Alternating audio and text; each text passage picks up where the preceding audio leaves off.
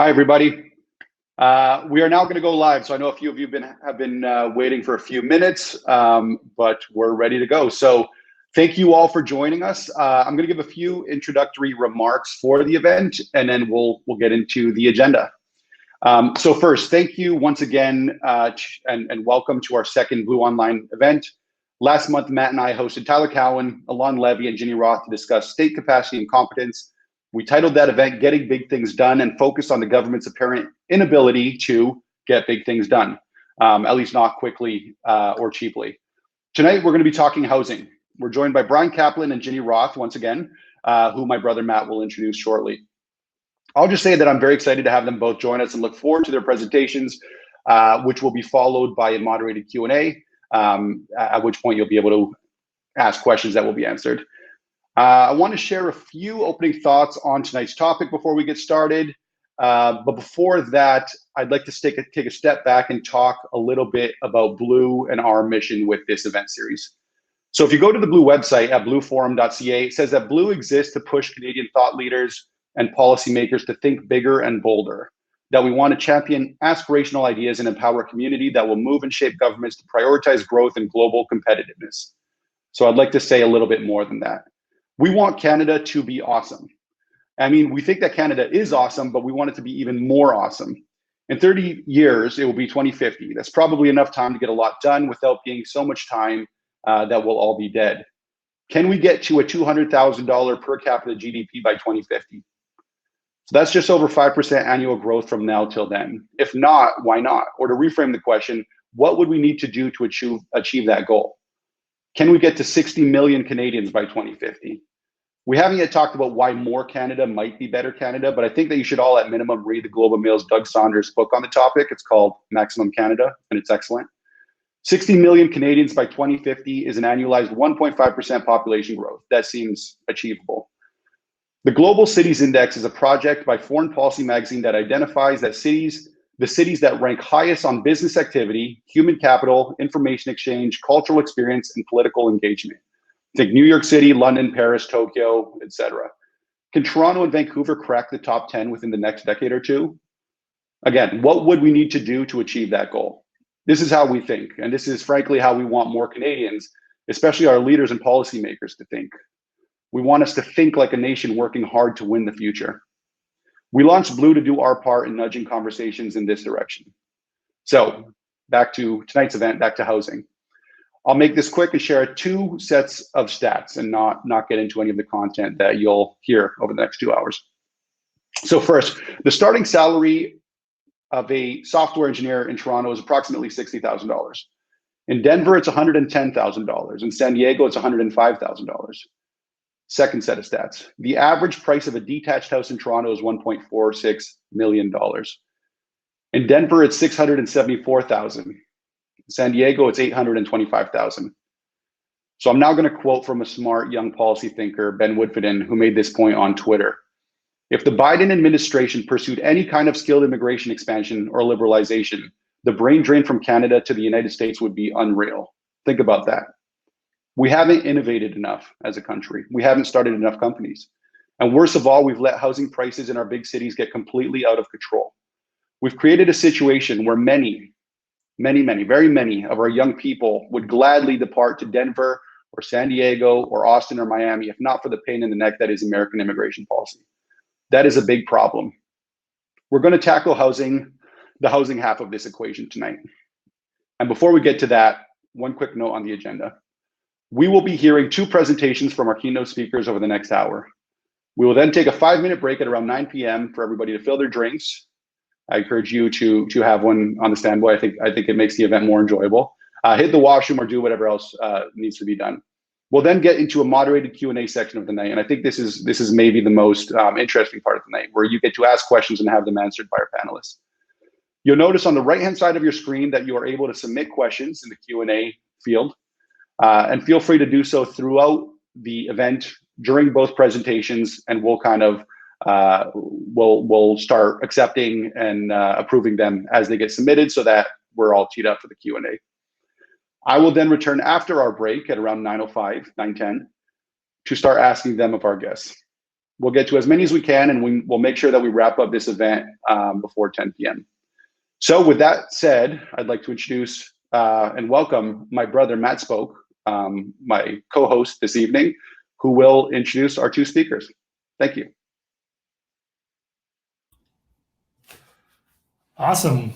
Good to see everybody again from last month. It's good to be back, and I think tonight's topic is going to be incredibly engaging, and we're very, very fortunate to have Ginny Roth back with us, but also a new addition to the Blue circuit, Bryan Caplan. So first, I'm gonna give you a quick introduction on Bryan, who's going to be joining us on stage, and then I'll be back up after Bryan's done his remarks to welcome Ginny back up. Bryan is a professor of economics at George Mason University and quite a well-known thought leader in the field of economics. He's a prolific writer at the Library of Economics and Liberty and the author of New York Times bestseller, Myth of the Rational Voter, Selfish Reasons to Have More Kids, The Case Against Education, and Open Borders. And as it relates to tonight's topic, Bryan is in the process of writing a new book called Build, Baby, Build. And if I'm not mistaken, the ethics of housing, or he'll be able to add to that title because I think I'm missing something there. But super excited to hear Bryan's remarks tonight. So Bryan, if you don't mind joining me on stage, and I'll disappear so that the audience can hear your remarks. All right, here I am. So first of all, thank you for this kind welcome from Canada. I am very excited to be with you virtually. I know it's still almost impossible to see in real life, but I am looking forward to coming back to Canada. Let's see. So I always try to avoid having another hellish Zoom meeting. So I'm going to try to do everything I can, everything in my power to keep this lively and exciting.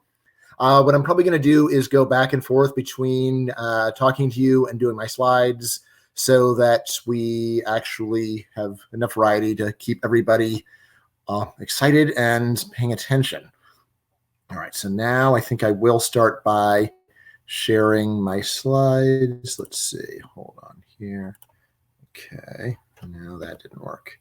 Okay, so we got this, and let's see, where are we? A window, there we are. Okay, good. Okay, all right. Let's see. All right. So I don't know whether you are familiar with my last book, Open Borders, The Science and Ethics of Immigration. So that book is actually a nonfiction graphic novel, and it was a New York Times bestseller. And a lot of what I was trying to do there is to take some research that I would say is intrinsically fascinating, but hardly anyone would ever read it. It's just not presented in a way that would be exciting to most people. And also to take a lot of research where it's divided, a lot of different topics, none of which seem to really gel together. And what I want to do is to put it all together into one package between two covers and use this graphic novel format to make it actually exciting. So my last book is the only one where I ever had people and families fighting for possession of the copy. So I thought that was a good sign. And here I am doing it again. I've got a different artist this time. But if you take a look, that is me over on the right. This is an homage to a famous scene about building the Empire State Building. So I assume in Canada, you're still aware of the Empire State Building, right? Okay. And the title is Build, Baby, Build, The Science and Ethics of Housing. So now let me just give you an idea about where I'm coming from here.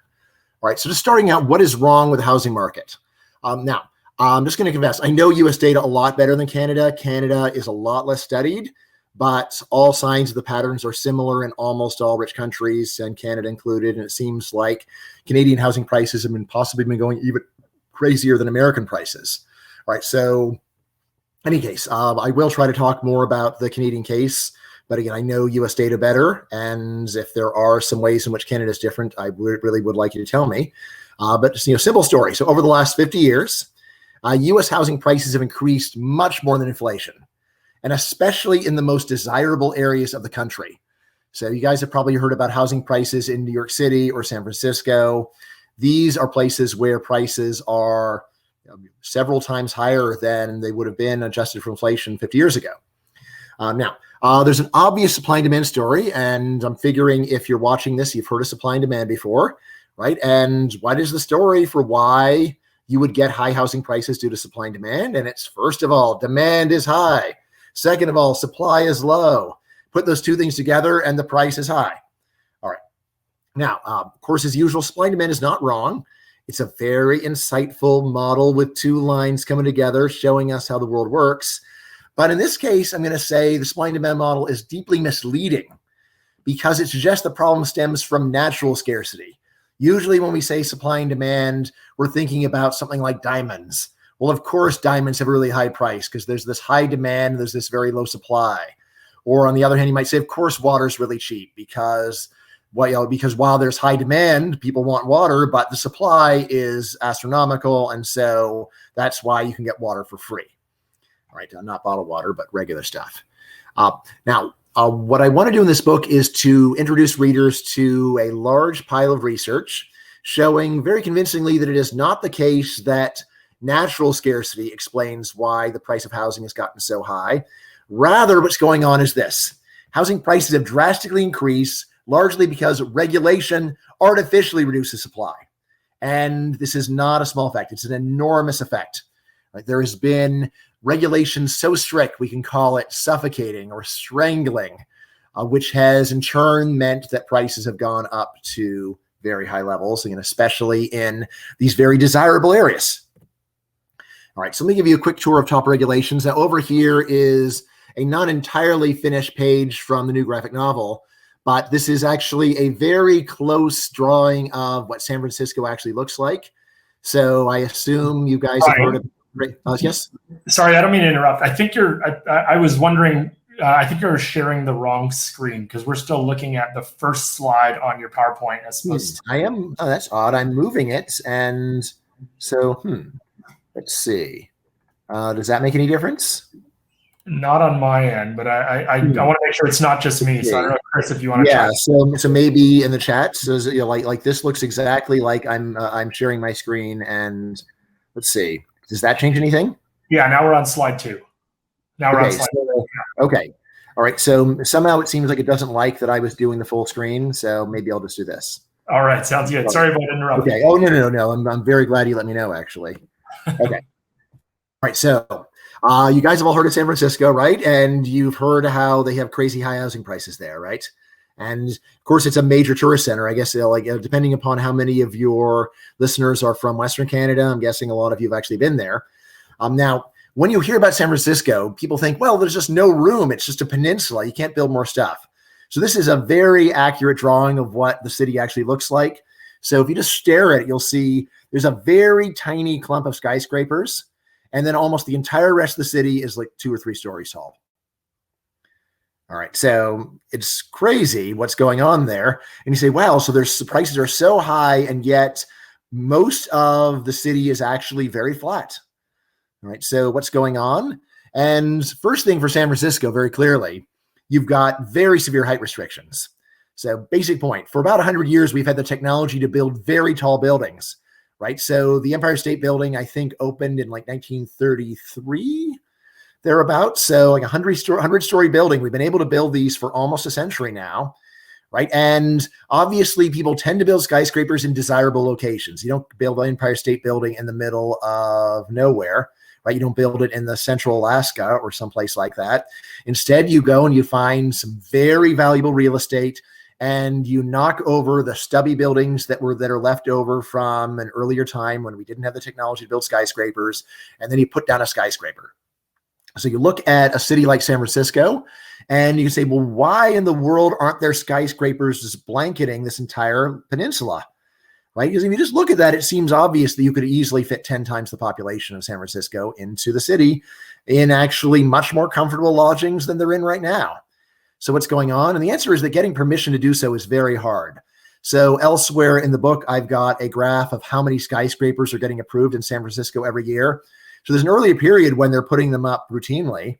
And then there is a period when they pretty much disappear and they approve almost none for like 20 years or so. And then finally, they're starting to improve something like 1 a year, thereabouts. But it is a slow and painstaking process. It is so hard. Again, if you just think, well, they're building 1 a year, but just think about how many people want to build skyscrapers. Look at that drawing and just imagine being the owner of a few of those pieces. And then just imagine how much money you could make by knocking down 4 large townhomes and putting a skyscraper there, right? Where you could have 50 times as many people living there as do currently, and you could be charging them San Francisco rents, right? So that's what seems crazy. So these height restrictions are a very, very big deal, right? Then something else very important, multifamily restrictions. So at least in the United States, I'm assuming Canada is very similar. A large majority of residential land is set aside for single family homes. So I'd say pretty typical is about 80 or 90% of the land in a major urban area is zoned to have only single family homes, no apartments, no townhomes, no duplexes. There are a few places where it's more. So like in New York City, there's a smaller share that's set aside for single family homes. But a bunch of other cities that Canadians are likely to have taken vacations in, anywhere from Miami or Los Angeles or Boston, you'll see that a large majority of the land is set aside. Only single family homes can be there, right? Another very big deal, minimum lot size. So even when you are zoned for single family, this question, well, how many single family homes can I put in here? And it is very standard in the US for regulation to say that builders must waste most of their land, right? So you're lucky if you only need to have a quarter acre for housing. Let's see, you guys are on the metric system. So do you guys know what an acre is? I'm trying to think, what is that in hectares? So I don't know. An acre is, well, let me put this way, a quarter acre of land is plenty to put a sizable single family home and have a nice front yard and a nice backyard. All right. And obviously plenty of people would be willing to make do with less than that if they especially don't have pets. And if it's really expensive, they would rather go and economize and have less land and then save some money. But that is normally illegal, right? And then it is actually quite common to have much larger minimum lot sizes. So half an acre, 2 acres, 5 acres, right? This 5 acre zoning is actually spreading fairly rapidly in the United States right now. Yesterday, a friend said, oh, well, that's only in rural areas. It is not so. So 15 minutes south of my university, which is only 30 minutes west of Washington, D.C., capital of the country, my friend just bought a house in an area with 5 acre zoning. So you could easily put 20 homes on that land. And yet the law says that is illegal. You can only put 1 home on it. All right. Another regulation that turns out to be very important in terms of cost is a minimum parking requirements. So it's very common to require builders to provide 2 or 3 or even 3.5 parking spaces per resident. So it says if you want to go and build apartments that'll have 10 units, then you got to put in 30 parking spaces.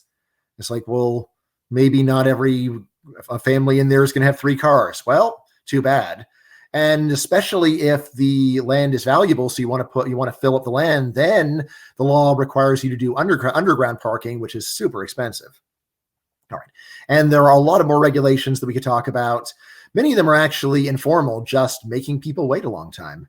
So just a long process where people sit around and you can't move forward. And you also have to wonder, am I ever going to be able to actually go ahead and build what I want to build? Okay. So let's see here. And let's see. So I'm going to just want to go and just check. So any questions before I go on? Anything that's not clear? Everyone happy? See, so you can talk or you can put it in chat. Everyone feeling good? All right. So silence will have to equal everyone is feeling fantastic. So let's go back to the slides then. All right. So where are we? Window. There we are. Okay. So where are we here? Okay. No. Let's see. Okay, I'll do this. Okay. Which then brings us to this important question. How much does regulation actually raise prices? Now, when you take a look at US data at least, and again, I bet Canadian data is very similar, historically, even very large increases in demand had little long-run effect on housing prices. If you go and look at US housing prices for a century, what you'll see is that sometimes prices do go up, but then they go back down again. And it seems like they've got a very natural level where even when the population of the US dramatically increases over a century, so you get like a tripling of population, but nevertheless, prices go up a bit and then they go back down and maybe go up a bit and they go back down. So, and what's going on? What's going on is that whenever housing prices got above this norm, this would set builders to building a lot more housing to make money, right? Because when housing prices are high, this means that in the short run, the amount of money you can get exceeds the cost of construction and land. And if the cost of construction plus land is less than the price of housing, then you make money by doing it. And you want to do one and another and just keep building until prices get down back to the level where prices are on par with the sum of the cost of construction plus land. All right, so we can call that the break-even level. Now, a rough estimate from modern research is that housing prices are around double this break-even level in the U.S. So the average for the U.S. is now roughly double the break-even cost when you're only thinking of the cost as being the cost of the construction plus the cost of the land. Of course, this is ignoring and deliberately all the costs of the regulation, which is what we are talking about.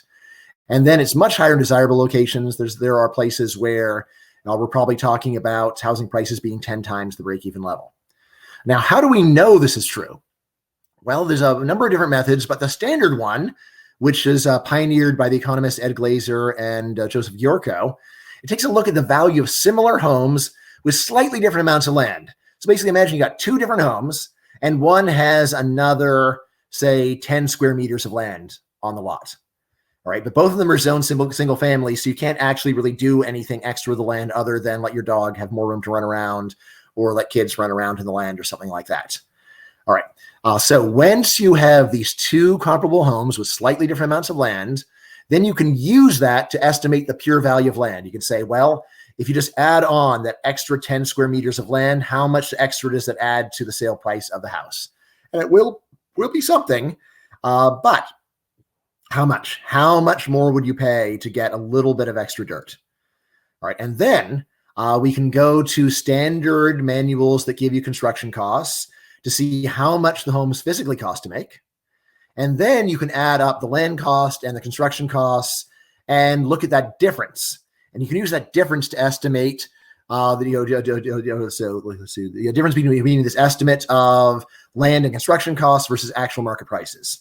So that's the kind of thing that researchers are doing. So yeah, of course, normally people don't just sell pure land, but you can use this difference in the amount of land of very similar houses to find out how much is the dirt itself worth all by itself. And then from that, you can figure out how much of a difference in, figure out, so what's the true price of the land and construction costs. And then you can go and see what is the value of actually getting the permission to build. Not the value of the land, not the value of the lumber, not the value of the labor that assembles the lumber, not the value of the shingles, but the value of that permission slip that says you are allowed to build this home. We will not condemn it and knock it down if you try to build it. All right. Okay. So now, how much does regulation raise prices? Now, there's some earlier work that found enormous zoning taxes in the most desirable areas. I mean, the zoning tax is basically this whole unexplained difference in price. That's all of the price of the home that can't be explained by construction costs or land costs. All right. So earlier work found this enormous zoning tax in the most desirable areas, but they didn't find that much of a zoning tax elsewhere. But there's more recent work that has better data. And there they find large zoning taxes in almost all major cities in the United States. And again, I'm guessing Canada is pretty similar. All right. So it's true there are plenty of remote areas in the U.S. where houses are basically selling at the cost of construction plus land. However, these are places hardly anyone lives, so it's not really much of a comfort. And again, like you can live there, but your job options are very limited. There's hardly entertainment options are limited. So very, very isolating. Not many people want to live there. So what is a good rule of thumb is that if many people actually live somewhere, the zoning tax is probably very high. All right, now just to give you some examples. So there's a stereotype that there's very little zoning in the United States South, right? And the answer there is, well, if in all the rural areas of the South, that's probably pretty close to true. But in the places in the South that now have large populations like Atlanta, if you're within 20 miles of the city center, there's actually a large zoning tax. So if you're out 40 miles, then you can probably get away from it. But again, who wants to live 40 miles outside? It's just not a very nice place to be. All right. Now, a key point of all this work is this. People spend vastly more on housing than on, say, gasoline. All right. So if you're, let's see, I guess there's very few of you that are old enough to remember how angry people got about the price of gas in the late 70s, early 80s. Though maybe when there was a big spike in the price of gas back around 10 years ago, remember that, people getting very upset. And yet the percentage of people's income they spend on gas, I think, is maybe 3%. On the other hand, housing, we're talking about like 20%. So when you're doubling a cost, there's a large negative effect on living standards. It's not like doubling the cost of chewing gum or something like that. You're doubling the cost of a staple good. All right. Now, what this means, so rough estimate. So if you didn't have all the regulations, so if you had a fully deregulated housing market, cost of living would be 10% lower. And if you just go and do the math, that gives you living standards that are 11% higher, right? Because it's basically 1 divided by 0.9. Okay. Now this brings us to the title of one of the chapters in the book, The Panacea Policy. I know that in any kind of public policy, saying that you got a panacea makes you sound crazy, but I'm going to stick my neck out and say housing deregulation is a genuine, bona fide panacea. It is something that can greatly reduce the harm of a great many social problems simultaneously and with very little in the way of trade-offs. It is just something where we can go and take care of a whole bunch of problems in one fell swoop. All right.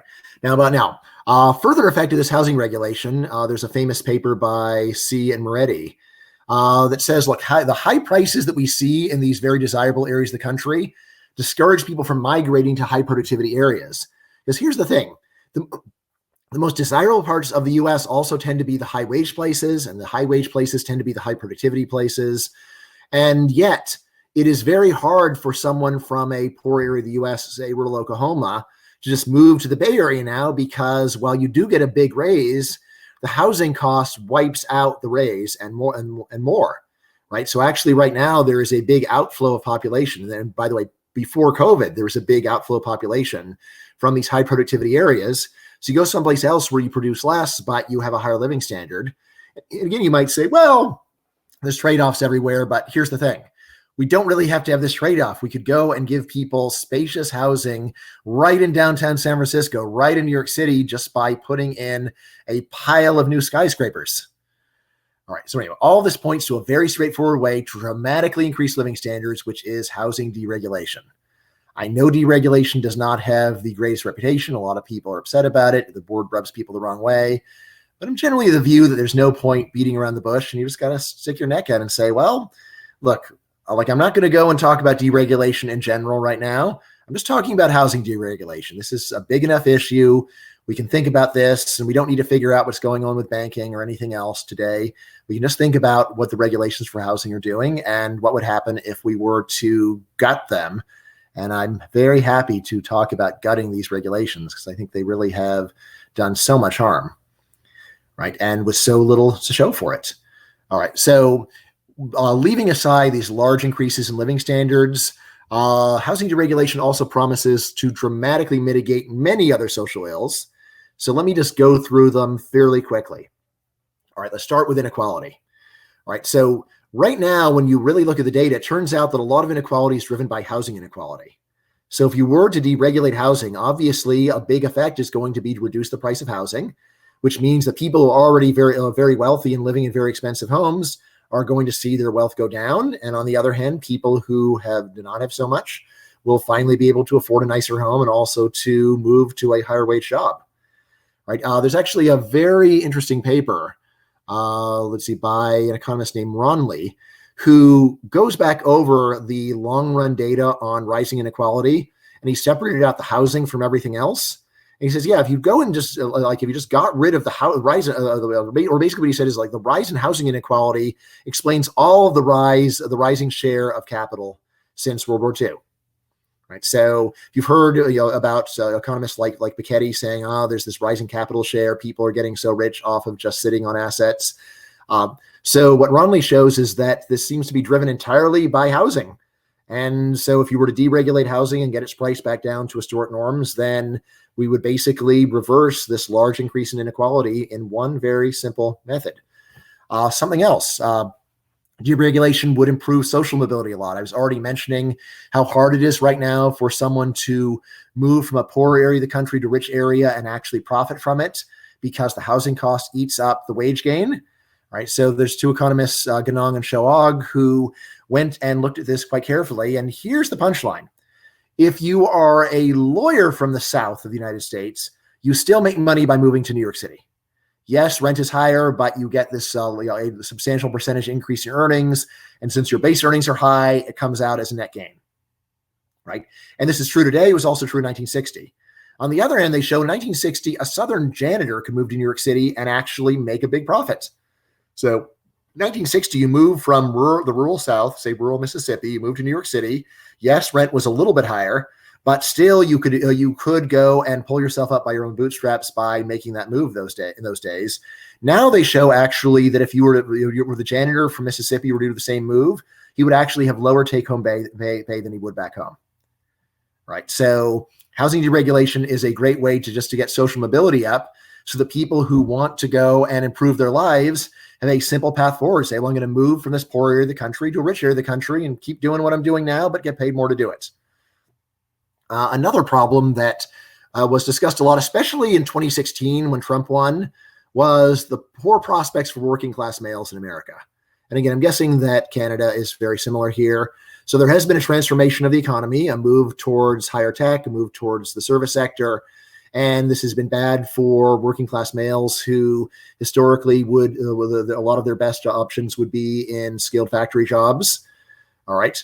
And some people, including my dissertation advisor, Ann Case, and her husband, Angus Deaton, have a whole book called Death to Despair, saying that a lot of the rise of male suicide, alcoholism, and drug use comes from working class males just feeling like there's nothing really good for them to do anymore, that they're either going to be dependent on family, or they'll be on unemployment, or they'll be working at McDonald's, and there isn't really any appealing career option left for the typical working class male.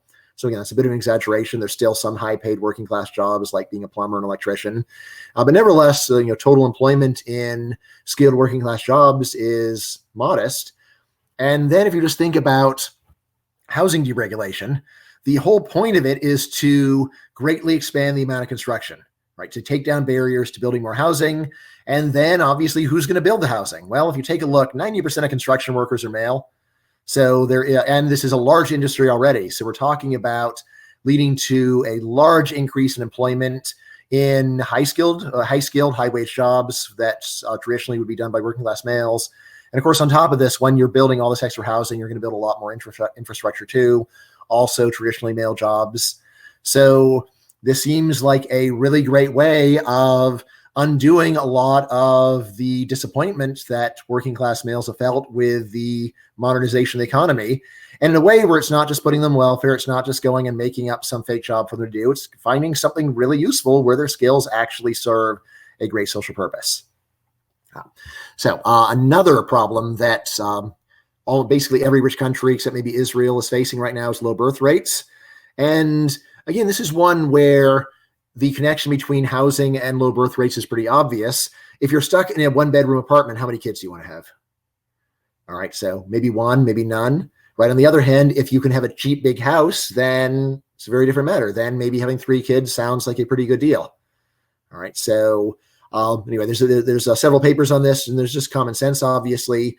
And in the book, I also talk about, if you look at birth rates in city states where people are basically just squeezed in by the nature of politics, then you can see that birth rates in city states are almost always very low. So it really does seem like having living space is important for getting people to have babies. And I think it's very, very, very credible that low birth rates are a big long-run problem for a lot of reasons. So housing regulation is also a way of dealing with crime, especially urban crime. So there's a really neat paper where they did an experiment in Philadelphia, right? And what they did is they found a whole bunch of vacant lots, and they randomly assigned some of them for beautification and some not for beautification. And then they found that the vacant lots that got beautified, you just planted some grass and some trees, decorative fence, that both perceived crime and arrests went down quite noticeably in the neighborhood around the beautified vacant lots. And then if you read, at least when I was reading, imagine what would happen if you actually let them build something there.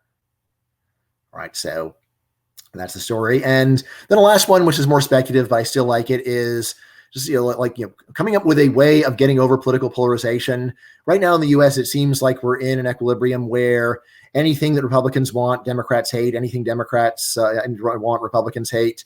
And just to come up with some kind of a big program of social reform that almost everyone can get behind for their own reasons.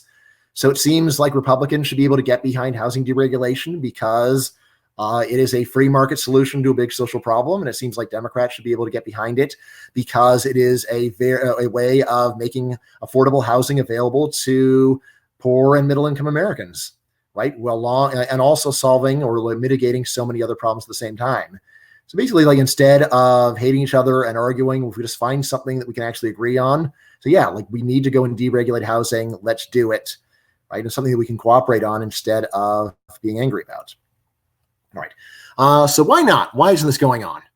Well, I mean, I think it's pretty clear. And like my first book, The Misrational Voter, basically said that whenever you see a government policy, usually it exists because people think life will be a lot worse without it. So there's some standard complaints about housing, which the regulations intended to solve. So people complain about traffic, about parking, the environment, preserving the character of the neighborhood, preventing conflicting uses. So I'm running a bit short on time, so I'm going to just name those, and then I'm going to give you just the key rebuttals, and then we can talk about these more in detail if you want. So first rebuttal is a little slogan of mine, which is gratis is not great. So there are so many problems that people attribute to housing that really come down to just making things free. So people say, hey, if we build more housing, there's going to be more traffic on the roads. Well, yeah, if you can drive for free at rush hour, but why do we have this crazy system where you can drive for free at rush hour? Why aren't there tolls on the roads which vary based upon the state of traffic? Right? And wouldn't that be a much better way of dealing with the problem of traffic than just saying, sorry, you can't go and build houses here? Right? And of course, the same goes for parking. So much parking regulation is based on the idea that everyone should be able to park for free. Why not just say, look, builders don't have to build parking, and if you want parking, you're going to have to pay for it, right? And people say, well, like, what good is it if I get cheap housing but expensive parking? And the answer is, when you do that, it gives people an incentive to economize on the parking, to say, hey, do I really need to have 3 cars? Maybe I can get by with 2. Maybe I can get by with 1. Maybe I don't even need to park at all, right? There are a lot of ways where if people have the option of saving on parking, they will, which means that we waste a lot less valuable space. All right, so gratis is not great. Anytime you're thinking about using housing regulation to solve a problem, always a good idea to say, couldn't we just charge a price or a higher price for the thing that we're complaining about instead of going and strangling an entire industry that's only tangentially related? Another key rebuttal is, this is courtesy of Ed Glazer and Matthew Kahn. Letting people live in temperate cities is actually very green. So while many people complain about the environmental effects of letting people build housing, here's the key thing. So right now, California has some of the strictest environmental regulation in the country and some of the highest housing regulation in the country. Now, one of the main things that regulation does is get people to move away from California, which for an environmentalist is terrible because California has great weather, which means that people don't need to spend very much on heating. They don't need to spend very much on cooling, and they spend a lot of time outside. So anyway, what Glazer and Kahn did is they went and calculated the carbon footprint of families that are living in different parts of the US. And they found that there's actually this very counterproductive effect of stricter regulation of housing in places like California, which is that it leads people to not live there. And what do? They got to live somewhere. So they go and they live someplace where they have a bigger carbon footprint. So actually, if you are focused not on just the environment in your immediate city, but the effect on the planet, then you would want to pack California full of people so that you pull people away from other places where they would be polluting more severely. And then another point is that we have a great example of a major US city that has very little zoning, which is Houston. And it confirms something that economists have long suspected, which is that there are market forces that naturally lead to a separation of uses even without zoning. So even without zoning, it's not the case that it's normal to put a factory right in a residential neighborhood. Why? Because normally you want your factories to be next to docks, train stations, places like that, right? Just for purely economic reasons. So you want to have your factory near places where you're going to be shipping the goods. Similarly, if you're building commercial real estate, you want to be on a main highway so that you get drive-by traffic. If you're building nice houses, you want them to be near other nice houses because people in nice houses care more about living near people in nice houses than people who don't. So even without zoning, there is a natural tendency to limit conflicting uses. So it's not just the chaos of having a pig farm next to a mansion, next to a factory, next to a Walmart that people tend to think. Okay, so really, why not? If these standard reasons for why not, what's really going on? Economists have a standard cynical story. They say, well, it's just people protecting their property values. Yeah, if people in San Francisco voted to allow more construction, it would help the world, but hurt them. All right, so the story really just does not make nearly as much sense as other economists say. So first of all, if it was really true that people are just trying to protect the value of the real estate, then people would be very happy to allow development if existing owners could just get a property tax discount and the new owners paid a property tax premium. So basically to say, look, here's a deal. Existing owners, we're going to cut your property taxes in half, and new builders or new owners are going to have to pay double the normal rate. And that's the way we're going to do it. Now, will you say yes? Right? Or more generally, if it's really just about trying to protect the value of your asset, then people would be open to a deal. All right. And yet there's very little flexibility. Instead, there's just a strange stubbornness that people have about housing regulation. Now, furthermore, when people say, oh, well, of course, it's in their interest, it's not even clear that housing regulation is in the interest of existing owners. Some owners want to upgrade. There are plenty of owners who right now are in a small house, and if homes were cheaper, on the one hand, their property value would go down, but on the other hand, the cost of getting their dream house would also go down. So it's not clear that they would actually even are benefiting from regulation. Or similarly, a lot of people would like their adult kids to be able to afford to live near them. And if you're in San Francisco, then it's unlikely your kids will be able to afford to do that. Or maybe you'll have to go and pay their down payment. So then wouldn't it be better if housing construction was easier and prices were lower, and yes, hurts your property value, but then your kid can afford to live there? Or, I mean, this is really the killer objection. Why do renters support regulation? There is ample evidence that renters support regulation, even though in terms of any economic reasoning, they're the ones that are suffering from regulation. Right, so there's a great study of support for housing regulation in San Francisco. Renters in San Francisco think regulation's great. So what's going on? Well, I got 4 alternate stories, and then I will pull the plug. All right, so alternate story number 1, just status quo bias. A lot of psychological evidence that people just think that things are great the way they are and shouldn't change. So even if you've got a really good way of improving things, people just stubbornly say, no, I'm not listening. I don't care. No, can't possibly be so. So there's something to that. Another one is just basic economic illiteracy. This is near and dear to my heart. So even though economists think in economic terms, most people don't. So, I mean, just even basic points of saying if we build more housing prices will go down. A lot of people say, no, they won't. No, like rich people just take all the money and they'll just keep selling the same number of houses at the original price. It's like, how do you think they're going to sell them? There's twice as many houses on the market. You don't think that's going to drive down prices? No. Right. So again, this is so well established, so undeniable, and yet, of course, widely denied. Something else that I think is going on is just innumeracy, where you go to someone and say, hey, this will give you $500,000 in gains. And they say, oh, but there's a drawback. It's like, all right, fine, there's a drawback. And how much of and put a dollar value on that drawback. Is it a $10 drawback, $100 drawback, $1,000 drawback, $100,000 drawback? Even if it's $100,000 drawback, net it out, $500,000 gain, $100,000 cost, net $400,000. And yet this is not the way that normal people reason. It's much more common for someone to go and say, well, I can think of 2 arguments for, 10 arguments against. Never mind, the 10 arguments against are all minuscule and the 2 arguments for are mountainous. Still, it is very common for people to evaluate things this way. And then a last one, which is uncharitable, but I just have trouble not saying it, is paranoia. The level of fear that people express when you talk about deregulating housing, the horror stories that they start telling you, even though it's nothing in their own experience. I mean, I still remember back in the 80s, there was a baseball field that was going to get houses on it. My dad got so angry about it. And like, what exactly is wrong? And he was just predicting the sky would fall. And then you come back to my neighborhood 20 years later, and he's forgotten he was ever even against it. It didn't do anything. but he was just so dead set on and spinning tales of woe. And I think this is a pretty normal human tendency. Like, what could go wrong? And never, even though so much of that is just what I call morbid thinking. So anyway, that's where I am right now. The book's not done, so you still have plenty of time to go and change my mind or get me to add things or modify things. So I'm looking forward to what you have to say. Thanks a lot. Thanks, Bryan. That was awesome.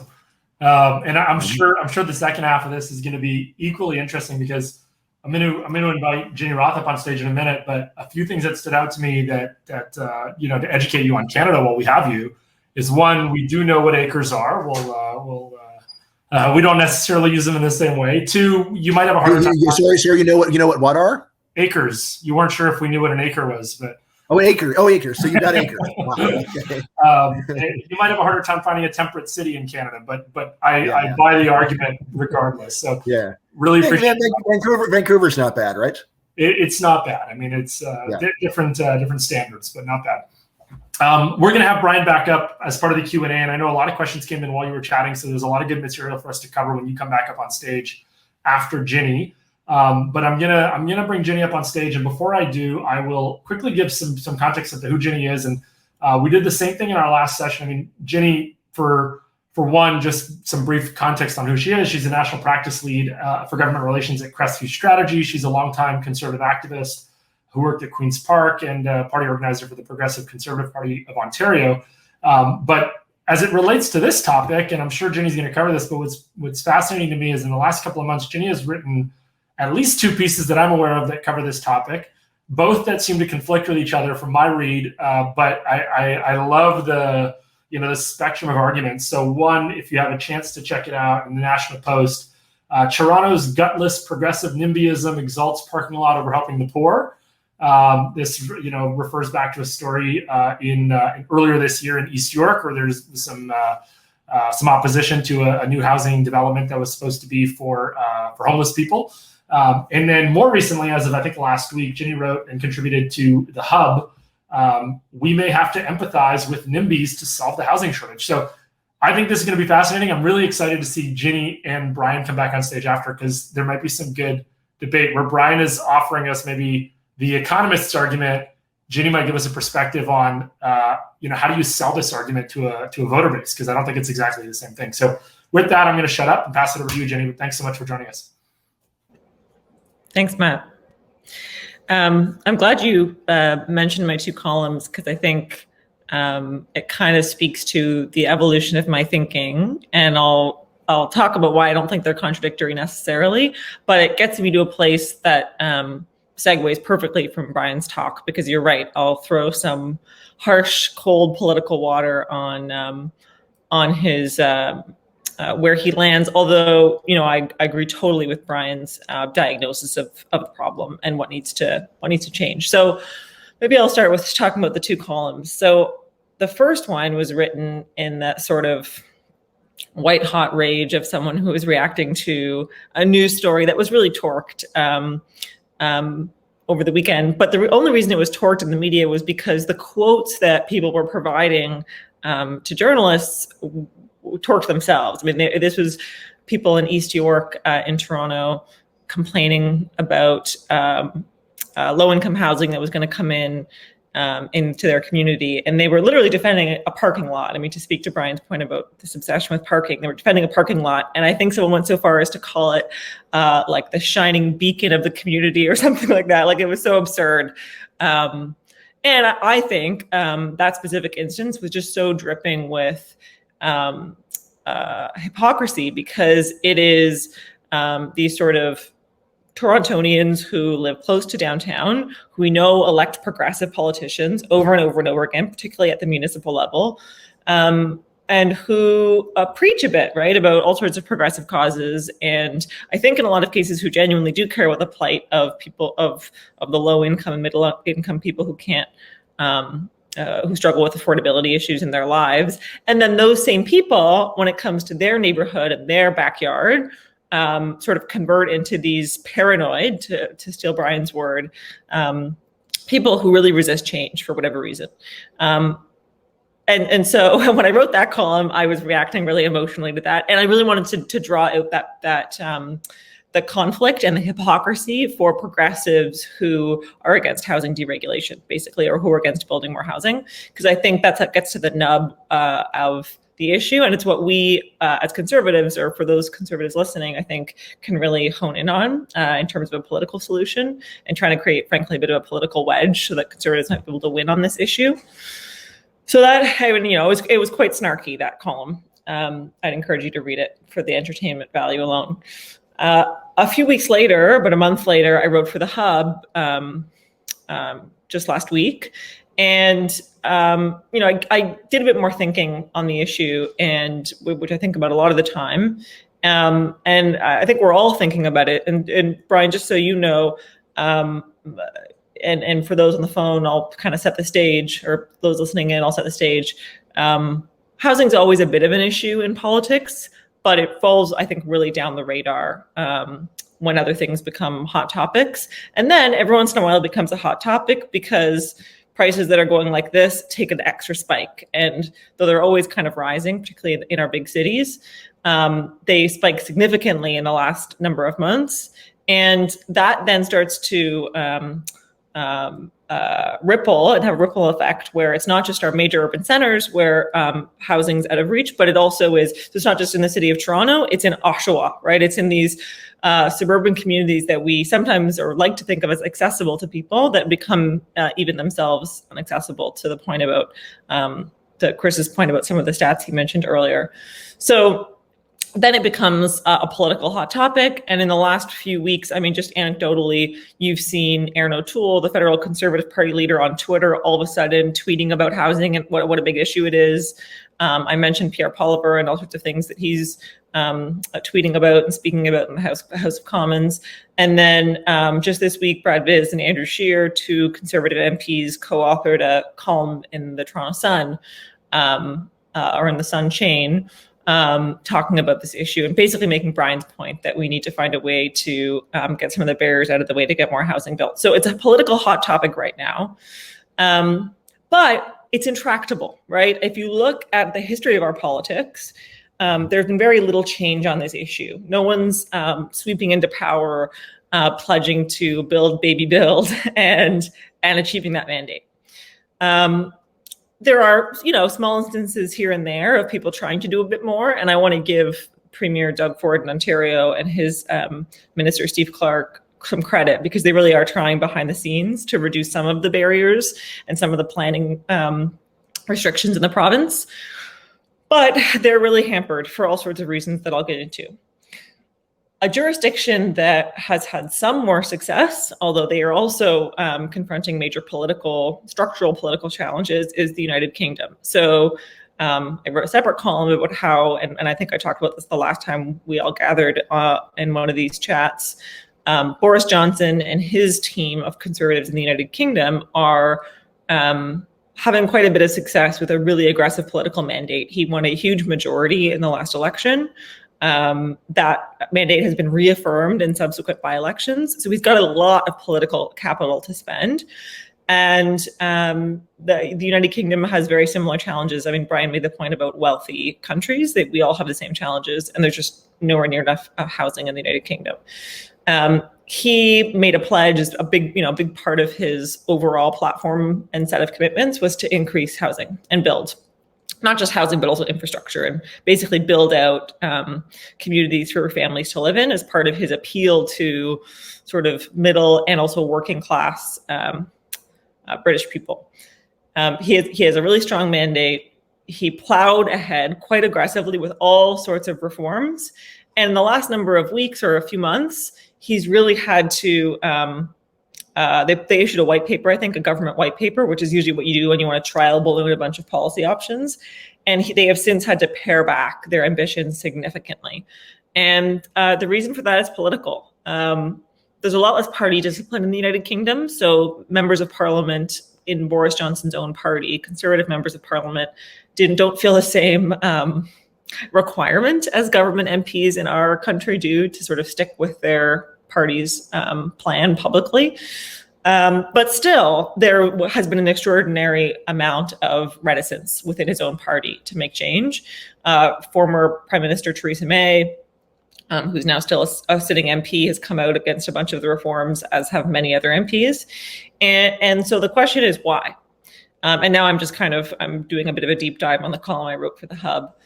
Well, when you ask yourselves why, and maybe in the moment that I was asking myself that, I was a bit more charitable. There are and now I'll delve into the list of reasons Bryan kind of went into for why people resist this change. Yeah, I totally agree. There's a hewing to the status quo. There's a bit of paranoia. There's all that. I mean, I would go so far as to say that in certain circumstances, certainly historically, there's racism, there's classism, and there's a legitimately unethical perspective that is. I like the idea of more people being able to live in more affordable housing in theory, but I don't like it in practice if it means that my circumstances have to change for the worse.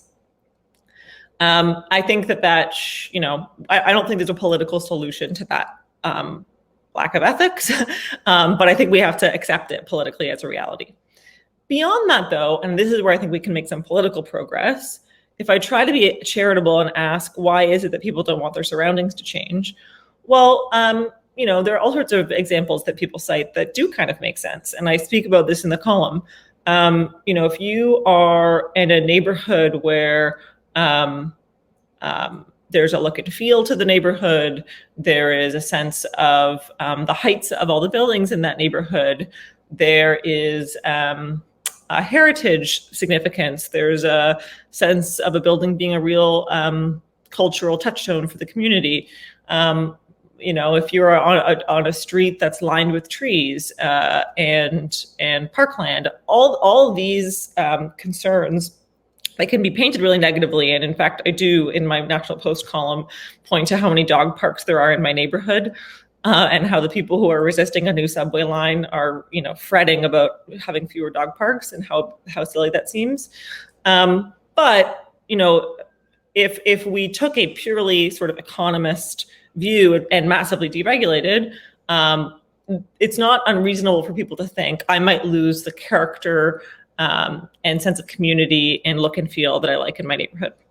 So being charitable about that, I sort of opened my mind to it, and I came across a paper that was written in the United Kingdom, which had a real influence over Boris Johnson's attempted reforms, or some of them. And it's an excellent paper. I'd highly recommend you read it. I linked to it in the Hub column. It's by two gentlemen named Samuel Hughes and Ben Southwood at Policy Exchange, which is a think tank in the United Kingdom. They've got a much more thriving think tank scene than we do here in Canada, unfortunately for us. And the paper is called Strong Suburbs. And it gets into, okay, what if we wanted to really address the root cause of NIMBYism, or try to get at the root cause of some of NIMBYism, and turn that on its head to take advantage of the political circumstances to try to actually build a winning coalition and a winning mandate for someone who might want to affect change. And so they came up with this idea that you would try to give people hyper local control. So right now, the way it stands, and I'll use Toronto as an example, is, and I'll try to simplify it as much as possible. Basically, you're a developer, you want to build. There are all sorts of places you just know you'll never be able to build. There are maybe some places where you can build, and if you can make it financially viable, which in a lot of cases you can't because of all the restrictions, then you go in and you start to go through this really intense process of applying to build. Bryan pointed out sometimes one of the big deterrents is just sheer time, and that's certainly the case in Toronto. It takes a huge amount of time to get through those, to jump through those hurdles. And even if you do get far enough along, then you start to have to do these community consultations and consult with people locally. And I know Chris and Matt and others in their circles of people who want to see more housing built will sometimes pop into these consultations just to make a counterpoint. Because what happens is only if they're very sparsely attended, or sometimes they're more actively attended if, like in the case of this East York example, people become very agitated for whatever reason about a local development, but it's always attended by locals who are resisting change. It's never attended by someone who might theoretically be able to live in that community, would they be able to afford it if more housing was built? And that's a structural political problem, right? We are electing representatives. The people who elect representatives, rather, are the people who benefit from the status quo. And the people who might benefit from the status quo don't have any practical manner of representation through those officials. And so the NIMBYism sort of perpetuates itself, and there's really no end to it. This paper in the UK seeks to say, okay, what if you gave hyperlocal control to a street, people living on a literal street, and you said, okay, Main Street, you all have the opportunity to opt in to more development. And they specifically tackle the issue of gentle density. And I think that's a good example because immediately it takes off the table massive tall skyscrapers, and it takes off the table these visions that some people against development have of like vast suburban sprawl where there's no walkability, there's not enough infrastructure, et cetera. It just says, if you live, for example, say, well, like I do in sort of midtown Toronto, I live in Leslieville, where there are a ton of single family houses. What if some of those streets could opt into gentle density and go from houses that are 2, maybe 3 stories into townhomes that are, 4 or 5 stories or even more.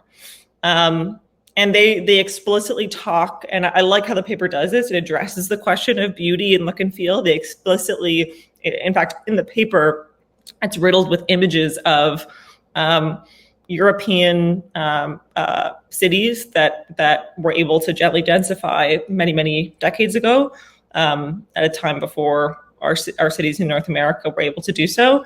And people think that's beautiful, right? I mean, if you've traveled to Paris or London and you've walked the streets and you think, well, beautiful traditional townhomes, you don't think of them as eyesores. You don't think of them as sprawl. You don't think of them as impersonal. You think of them as beautiful. And yet, if you just put a multiplier on the kinds of streets that might opt into this gentle density, you're talking about a lot more housing supply really quickly, potentially. So they go into all sorts of details about how this would be administered. Like they literally recommend how to go about a voting process on an individual street to opt into this.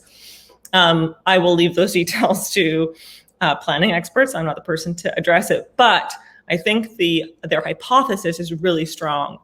And I think it really gets at trying to tackle this political problem, and whether or not their solution is one that's viable or not is, I think, up for debate. But what I would contest and what I think is really important is that any YIMBY movement, any yes in my backyard sort of movement to try to win a political mandate to deregulate the housing market in some way and build more housing of some kind, has to not just accept the political reality, but actually embrace it and tell an emotive story, not just a cognitive story. Yes, the data is important, but I think ultimately people's reactions are emotional, and you have to appeal to them emotionally about why they should empower themselves by opting into improving their cities. And, for conservatives, when you talk about wealth inequality, economic development, fertility rates, all of that, there's a huge amount of appeal here. I think we have to just tackle the problem head on and come up with solutions that are politically viable and that people can get behind. So I'll just pause there. It's enough talking for now. That was awesome, Ginny. Thanks so much for that. And I'm sure we're going to dive into more of those topics when we get into the Q&A session. But just in the interest of sticking to the agenda, we're going to take a 5-minute break, and then we will be back with Chris moderating a Q&A with Ginny and Bryan. I think this is an interesting topic because I don't think any of us disagree on the proposed solutions, but I think how to get there, what is a sellable proposition to an electorate? I think these are the nuances that maybe Bryan glazed over in some of his final comments, but that Ginny also obviously gave us a lot of insights on. So let's take a 5-minute break. It is 8:51 by my clock. Let's aim to be back online at 8:56, and then we'll get into the Q&A with Chris, Bryan, and Ginny.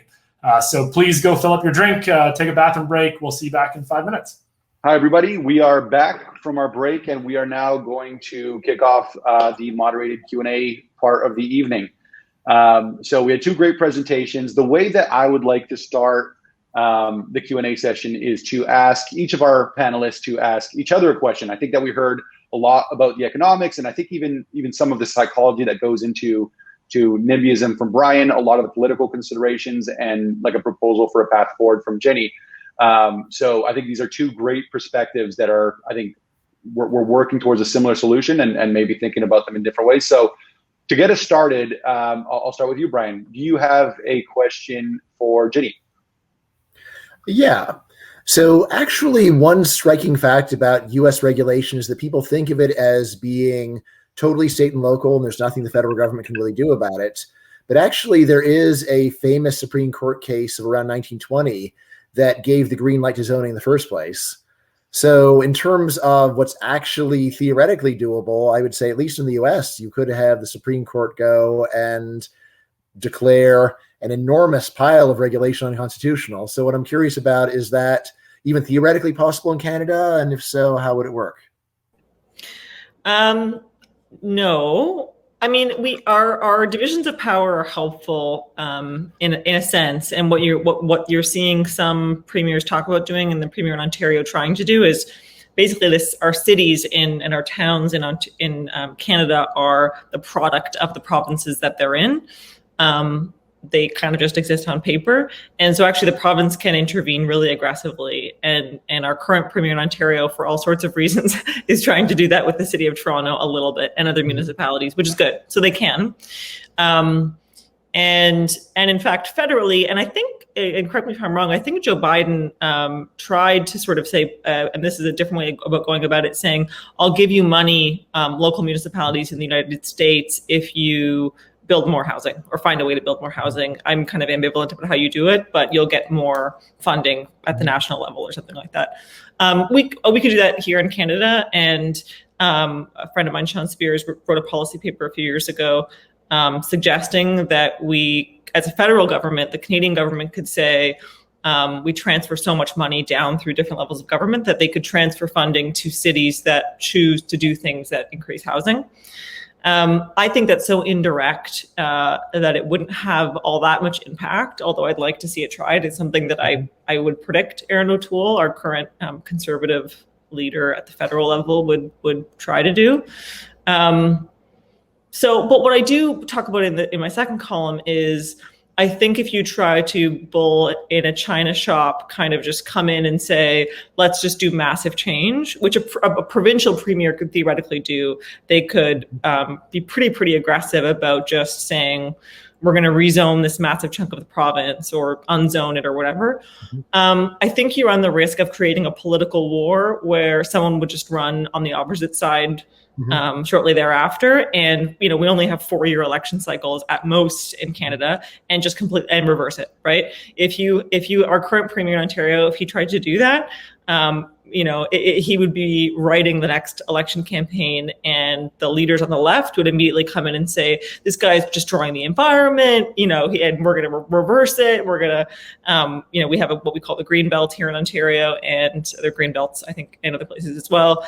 And it's sacred, right? If you talk about touching the green belt, which is environmentally protected land and all of that, it's this political hot button issue. And so I guess my thesis is that kind of aggressive change that doesn't have buy-in and that just seeks to do it quickly and aggressively would just be reversed, because it wouldn't actually get at the political challenge that exists without the buy-in. Although you could build a lot in those 4 years. That's true. Yeah, you could. The best way to do it. I'm going to fall on my sword so we can build 1 million homes. Yeah, you'd have to find a politician. This isn't that great of a job anyway. Yeah, exactly. You have to find a one-term politician, which sometimes they come along every once in a while, and they would have to somehow get the developer community to build as quickly as they ever built in their lives. My question for you is, you talked about Houston, and I'm curious about other American examples or specific examples you can cite, and maybe it's just talking more about Houston because I'm interested about what happens when you deregulate. And like what it looks like, and is there still opposition, or does the opposition kind of just quiet because they realize it's actually the right thing to do? Yeah, so there are a few other cities in Texas where I happen to actually be right now for a few weeks. Houston is still by far the largest city. That it's not that they got rid of zoning; they just never had it. What's striking is there have actually been a couple of referenda to bring zoning to Houston, and they have lost. So there, I think what's really going on is status quo bias is finally helping, because people who've never had zoning, then you say you have zoning, well, I never have that. I don't want that. Whereas, I mean, I honestly think that if you were to ram it down their throats, within 10 years, they would be fighting to make sure that they kept it forever. Which in a way is, I think, a lot of what's going on with why there's been so much bad policy, is that it's just so hard to reverse and people get so attached to it. And also, I mean, the problems that zoning is meant to deal with are so emotionally affecting, whereas the costs, just hardly anyone really gets animated about them. Just saying, look, this is double the price of housing. Like, well, it's just only money. Yeah, it's only money. It's hundreds of thousands of dollars. So it's a lot of money. And it means that large numbers of people can't afford to live here. But it's just not emotionally affecting the same way as you're going to go and mess up the environment, or even like, I can't find a goddamn place to park here. This is terrible. Right? It's like, well, maybe you could just pay some money to park and then not ruin an otherwise very functional system. I mean, I will say there's a very famous book about Houston, but it's dated. So it's 1972, Bernard Segan's Land Use Without Zoning, which is all about Houston. And I've been talking to people trying to find like who has updated the book. And it's not, so there's a sort of a reissue of the very same book, but that's not, it doesn't really bring in much that's happened in the last 50 years. And so it's unfortunate. It seems like again, like hopefully I'm missing it and I will find it, but it seems like, while the results speak for themselves, Houston has grown incredibly during this time. So, I mean, if it were so bad, why would people move to it? Obviously, people overall have found it a great place to go because it's cheap, and the complaints that people have are either wrong or people can just live with them. Anyway, that's I guess the main area I would go with that. Great. So thank you. I'm going to start asking some questions from the audience. We have a bunch of them. So just to everybody in the audience, we'll get to as many as we can. And if we don't get to yours, we'll just have to do this again. So the first one is for you, Bryan. The question is, what were the historical reasons for some of these restrictive regulations? So if you think about, I guess, Manhattan 200 years ago, there wasn't strict zoning. Today there is. So at some point, these rules started getting introduced, maybe for good reasons, maybe not. Can you speak a little bit to what, I guess, externalities or what problems they were trying to solve with zoning? Right. So, of course, economists tend to naturally hear whatever someone is saying and then try to make it sensible. And sometimes that's reasonable, and other times I think you're just giving people too much credit. So again, the name of the case is slipping my mind, but anyway, right around 1920, there's a famous case in a town in Ohio where I think it was a suburb of Cleveland, and they passed some of the first zoning. It was challenged in the Supreme Court, and like one of the main things they're saying is, well, we just don't want to have multifamily homes here because those are parasitical upon real homes, right? And you could say, well, it's some kind of an externality argument, maybe, but as to what the argument really was is actually kind of hard to tell after you sort of have to sit there saying, well, what were they really saying? But the Supreme Court was very willing to buy into it. Although, again, in what sense? Well, how is an apartment? How is that parasitical upon other stuff? It's a bit hard to say. I mean, I think a lot of it is that there are specific complaints that people have, and passing a law is the most straightforward, simplest way of solving it. And once you do that, then the question of, first of all, was there some other way of dealing with the problem? Or second of all, was it really even a problem? Or is it a problem just better to live with? So, to me, like a great example is skyscrapers are blocking my light. Well, yeah, I suppose they do. But on the other hand, it provides 50 times as much housing for people. So, and how bad really is it to have your light blocked? How much less would you be willing to pay for it because the light is blocked? And this very economistic way of saying, yeah, well, tell me the dollar price of your complaint. While people don't like it, I think it really does get to the heart of what sensible policy is. So yeah, you've got a bunch of complaints, but they're complaints where they don't sound all that serious. I mean, it doesn't sound like it's a complaint you would move over, or how much would you actually pay in order to do it. And then furthermore, what's striking about so much zoning is that at best, you are solving a problem for yourself while creating it for somebody else. So it's not really a defense of the system, right? So things like saying we don't want to have too many people here. Well, where do you think they're going to go? If they can't be here, they'll be someplace else causing the same problem for somebody else. So it's not really like an internally consistent argument other than just saying, like, I don't feel like having to deal with this. But to me, like I was saying, what's just striking is just how stubborn people are. This idea Ginny was talking about, where you have microzoning, where it's just a very small neighborhood and they can go and change the rules for that very small neighborhood. That's one where I would be at least optimistic that some places would take the deal. Although, again, my dream would be where a street could just say, you can build skyscrapers on our street and we all sell out to you and we move someplace else and we buy mansions because this land will be worth so much more with skyscrapers on it. So we will walk away rich.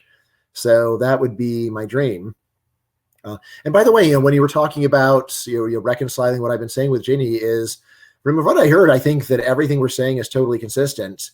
Because, like I'm the first one to admit my strong suit is not figuring out how to sell people on things, right? And so, like, my focus is just try to nail down, like, what's our endpoint? Like, what are we supposed to do? And yes, I'm always happy to try to improve my presentation and make it more persuasive, but I don't think I'm the person who's most persuasive. I'm looking to someone like Ginny who can go and sell people and figure out a way to move forward. And again, I admit it's just very hard. And like my best economist story is everybody has their talents. And I think, so I bet Ginny's talent is selling people on good reforms. And I'm trying to focus on what's really happened and how bad is it and like what would be ideal. So, I see all this is very consistent. So like, I'm always thrilled when someone says, I figured out a way to move 1% in your direction. It's like, fantastic, 1%, that's great. Because I want to move so far, 1% in my direction is huge, actually. So anyway, that's where I'd go with that question.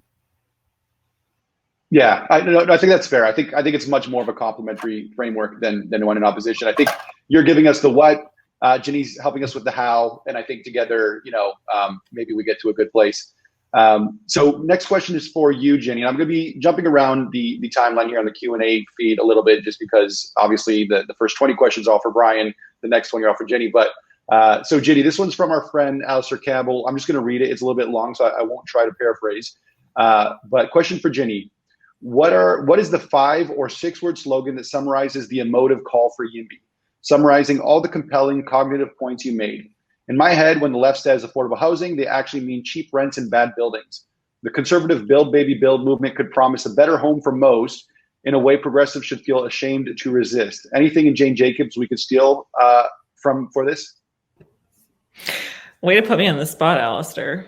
So maybe what I'll say what I think it's not. So I for some reason, build, baby, build gets my political hackles up a bit. And I think it's because when I think of the Spoke Brother movement in Toronto, that is awesome. Like when I think of the YIMBY movement in Toronto, I think of a small group of people. Like I think of a niche, passionate group of people who see this problem that not enough people understand exists. And you get like libertarian economists, and you get these people who are like, this is crazy. We just need to build way, way, way more, like the 100% that Bryan wants to do, right? But I think we need a political slogan that speaks much more to the sort of quotidian concerns of everyday people who don't spend a lot of time thinking about this. There's a lot of good language in the Strong Suburbs report. I don't love the title Strong Suburbs. There's a lot more language in the report that gets into beautiful neighborhoods that more people can live in, and that you and your kids. I think there's also something to this intergenerational piece that I think, Bryan, you mentioned. There are all sorts of baby boomers that we all know are like sitting back because they can retire on the wealth that's in their homes. But those people are also fretting because their kids can't afford homes. Now, sometimes that is politically resolved not politically resolved. Sometimes it gets resolved personally because they free up some cash to give their kid a down payment, which is how we get this even worse generational wealth gap, because you get homeowners who get to just bequeath homeownership to their offspring. But there are all sorts of middle and lower middle income people who previously afforded a home and whose kids just now have no hope in hell. Like their kids are turning 30, 35, 40. It just, there's no world where they're going to own a home, or even frankly be able to afford to rent somewhere that's reasonable and decent for them. And that means they don't get to see their grandkids. And so there are all sorts of narratives I think that we can spin that are really personal. But I think we have to speak to, I don't think people want to envision themselves being surrounded by skyscrapers. I don't think they want to envision the worst version of suburban sprawl. They want that like Jane Jacobs walkability, beautiful. And I think speaking about European cities really help, because for Canadians, we actually don't have that experience. There aren't a lot of places that have that gentle density feel to them in our cities. And yet everyone who's been on a trip to Europe, to a big city in Europe, can picture, oh yeah, wait, when I walk the streets in Midtown, there aren't single family houses so close to the core. That's crazy. Like that just doesn't exist in European cities. And so if we can paint that picture, and this is me using thousands of words instead of the like 6 words that Alistair wanted me to, I think we can riff off that. I think it could be politically impactful. I really like that 2-word slogan that you were mentioning in the beginning, Maximum Canada. It's pretty cool. Yeah, so maximum, you just say it 3 times fast. Maximum Canada, Maximum Canada, Maximum Canada. 6 words. Maximum Canada, just for context as well, Brian, this is like the preface, or at least the Canadian edition of Matt Iglesias' book, 1 Billion Americans. We did it first with 100 million Canadians. It's a great book. I'll just add to that I love the build, baby, build stuff because on one hand, I love nerding out in the economic theory and research. I also just love the aesthetics of construction. I've worked in real estate development, and that appeals to me. But I think Ginny's totally right. And in fact, there's a new YIMBY group forming in Toronto who's hoping to kind of branch out to Vancouver and some other cities that's called More Neighbors Toronto. And they take their name from a group in Minneapolis called Neighbors for More Neighbors. And I think this kind of has like a much nicer, softer touch where it's like, how could you be against having more neighbors? Neighbors are like people you bring apple pie to, not people you oppose and try to like keep out of your neighborhood. So I think that even though it's not like where I typically go, I think you're absolutely right. So next question is for you, Brian. So you tell us that high housing prices are being caused by regulatory supply constraints, by zoning and that sort of thing. Is it not true that it's actually being caused by speculators, by foreigners, and worst of all, foreign speculators? Why isn't that what we should be focusing on? Right. So again, like I said, if you just go and look at 100 years of history, it is not normal for prices to be like this. So, I mean, the thing about speculation is it's true that if you anticipate that regulation is going to get worse, then you might speculate. You might say, hey, I think regulation is going to get even worse. I'm going to buy right now. But that really is not the fundamental cause of the prices going up. The fundamental cause is that the regulation is going to keep going up. So, I mean, so of course, like people speculate all the time. And if the speculation is wrong, then they lose money on it. So it really doesn't make too much sense to say that speculation is a deep cause. It can be something where it makes prices go up a bit before they were otherwise going to because people foresee what's going to happen. But, right. And then again, in terms of foreigners, it's just like important to remember, if you look at a long swath of history during a period of very rapid population growth, housing prices stayed stable. Right. So it really looks like that, here's the thing, the technology of housing production is actually pretty simple. And if you can go and build 100 houses at a cost of say $20 million, you can build 1,000 houses at the cost of $200 million. It's just to wonk out. Economists call this a constant returns to scale technology. I mean, it's not quite that, but it's very close. So it's one where, like, again, once you've got the cost of the construction, the cost of the land, then it's very easy to do it over and over and over again. And so it's one of the simplest industries. So it's one where it really doesn't make much sense to say that there's some strange force other than the regulation itself that's stopping it. So speculators, again, of course, it's a classic scapegoat that people love to appeal to, but don't think it makes much sense. And obviously foreigners, another classic scapegoat. Now, again, it is worth saying that if you have very strict regulation, but you expel 90% of your population, that can solve the problem too, in a sense. It's not a very good solution. It's one where you're putting the cart before the horses. The problem is not fundamentally that the prices are high. It's that only a small number of people can enjoy the product.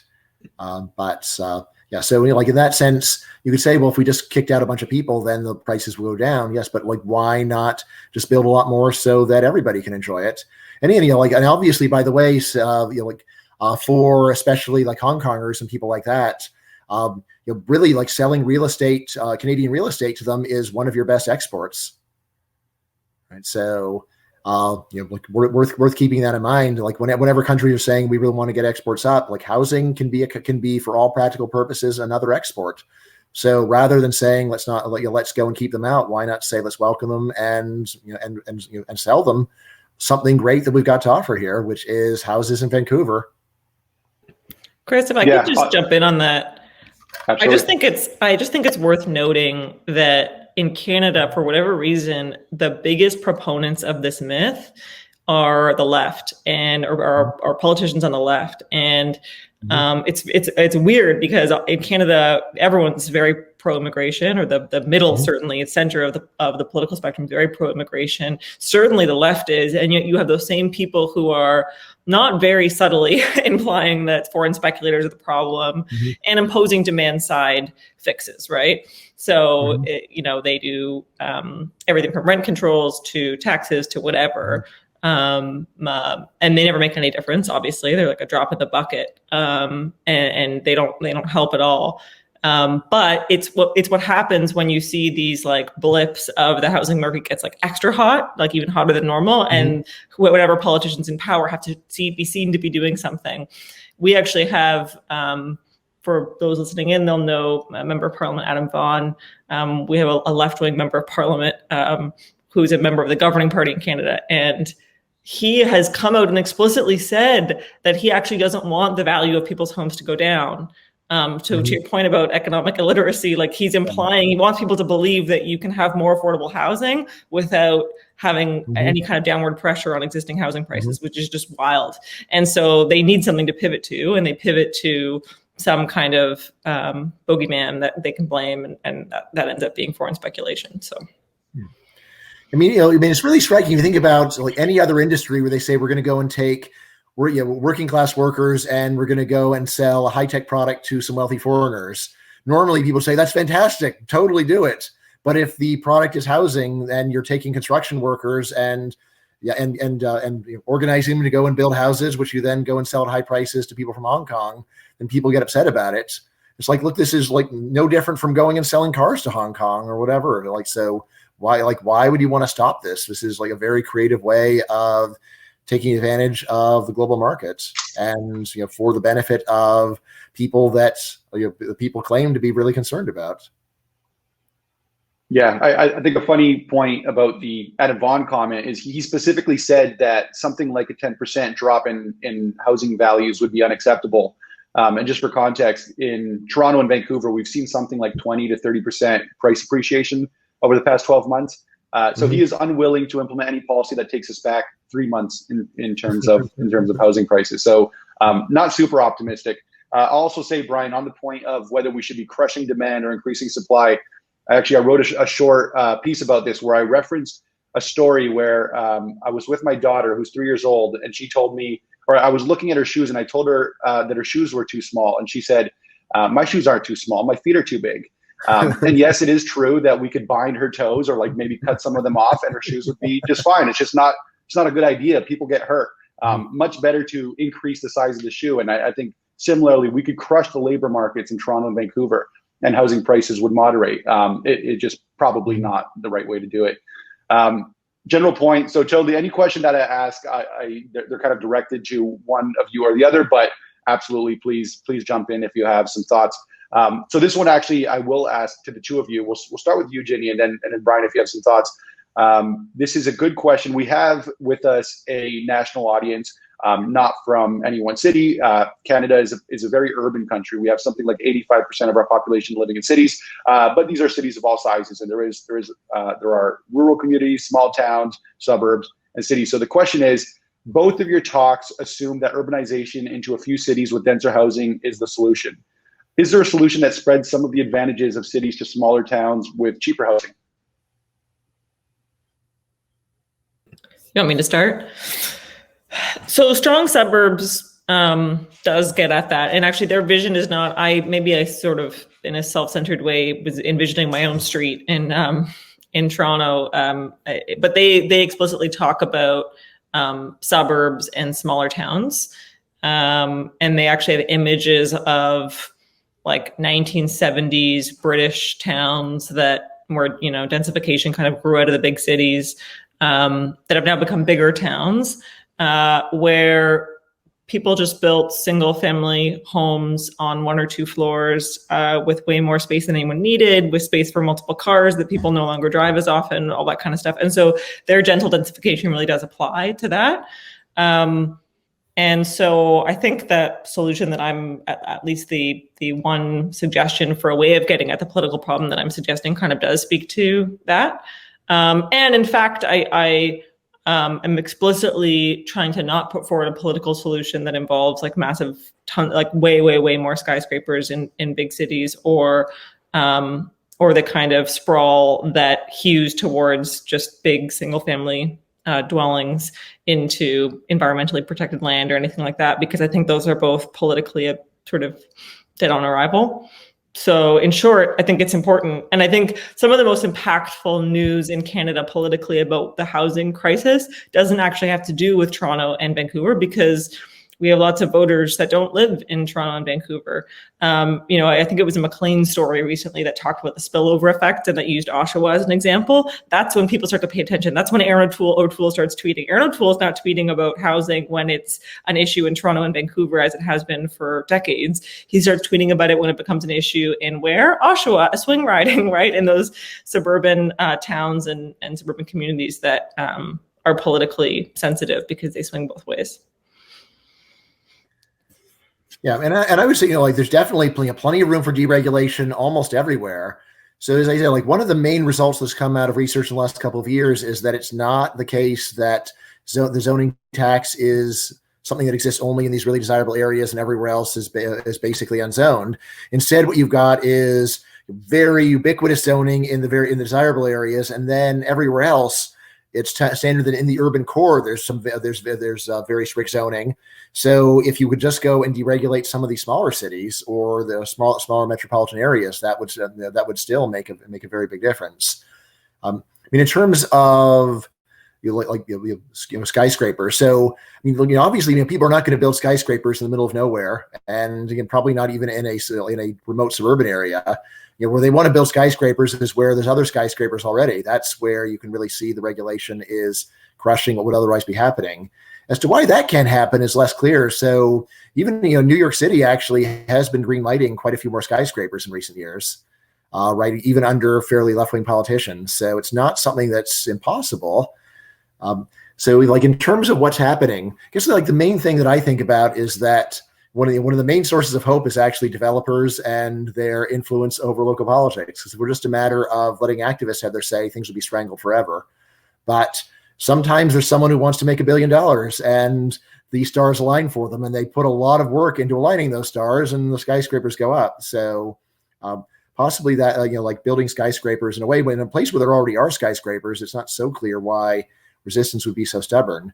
In terms of sprawl, I would actually say a lot of that should be blamed on regulation, because, again, I don't know. I assume Canada also has minimum lot size regulations. Is that right, Ginny? Yeah. So if you just go and deregulate and say you can go and build homes on a 1/4 acre instead of on an acre, then you solve the problem of sprawl, or at least greatly reduce the problem of sprawl very easily, and without having to really do anything other than just repeal some laws. I think sort of the problem there is people want to simultaneously make sure that all houses have a pile of land and also fight sprawl, and then what are you going to do? It's incoherent. Yeah, I think we have more complicated issues around sprawl, which are so much protected land that you just can't develop into at all, and then the land you can develop into, you face zoning issues, and then the local communities often talk about. There's not enough infrastructure, and there rarely is. And we haven't even gotten into that. I'm hoping there's a question on it, because that's another I should have cited as an example of legitimate NIMBYism, where people don't want, and actually, Bryan, I'm curious for your thoughts, where people don't want more populations to outpace the infrastructure to support them, whether it's schools or family doctors or transit or whatever. Mm-hmm. Yeah, of course, so much of that just comes down to governments handing out free stuff, and then people don't want more people around to get the free stuff. And well, I thought the whole point of this is that you should be giving people free stuff. So if you are going to first give out free stuff and then say we don't want people to be able to get it, then what was the point of the free stuff in the first place?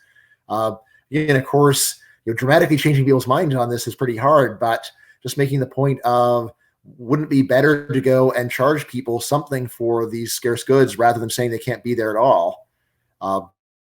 Again, I guess, so in Canada, you are probably very stubbornly committed to having free healthcare, right? So like, are there even co-pays or deductibles on Canadian healthcare?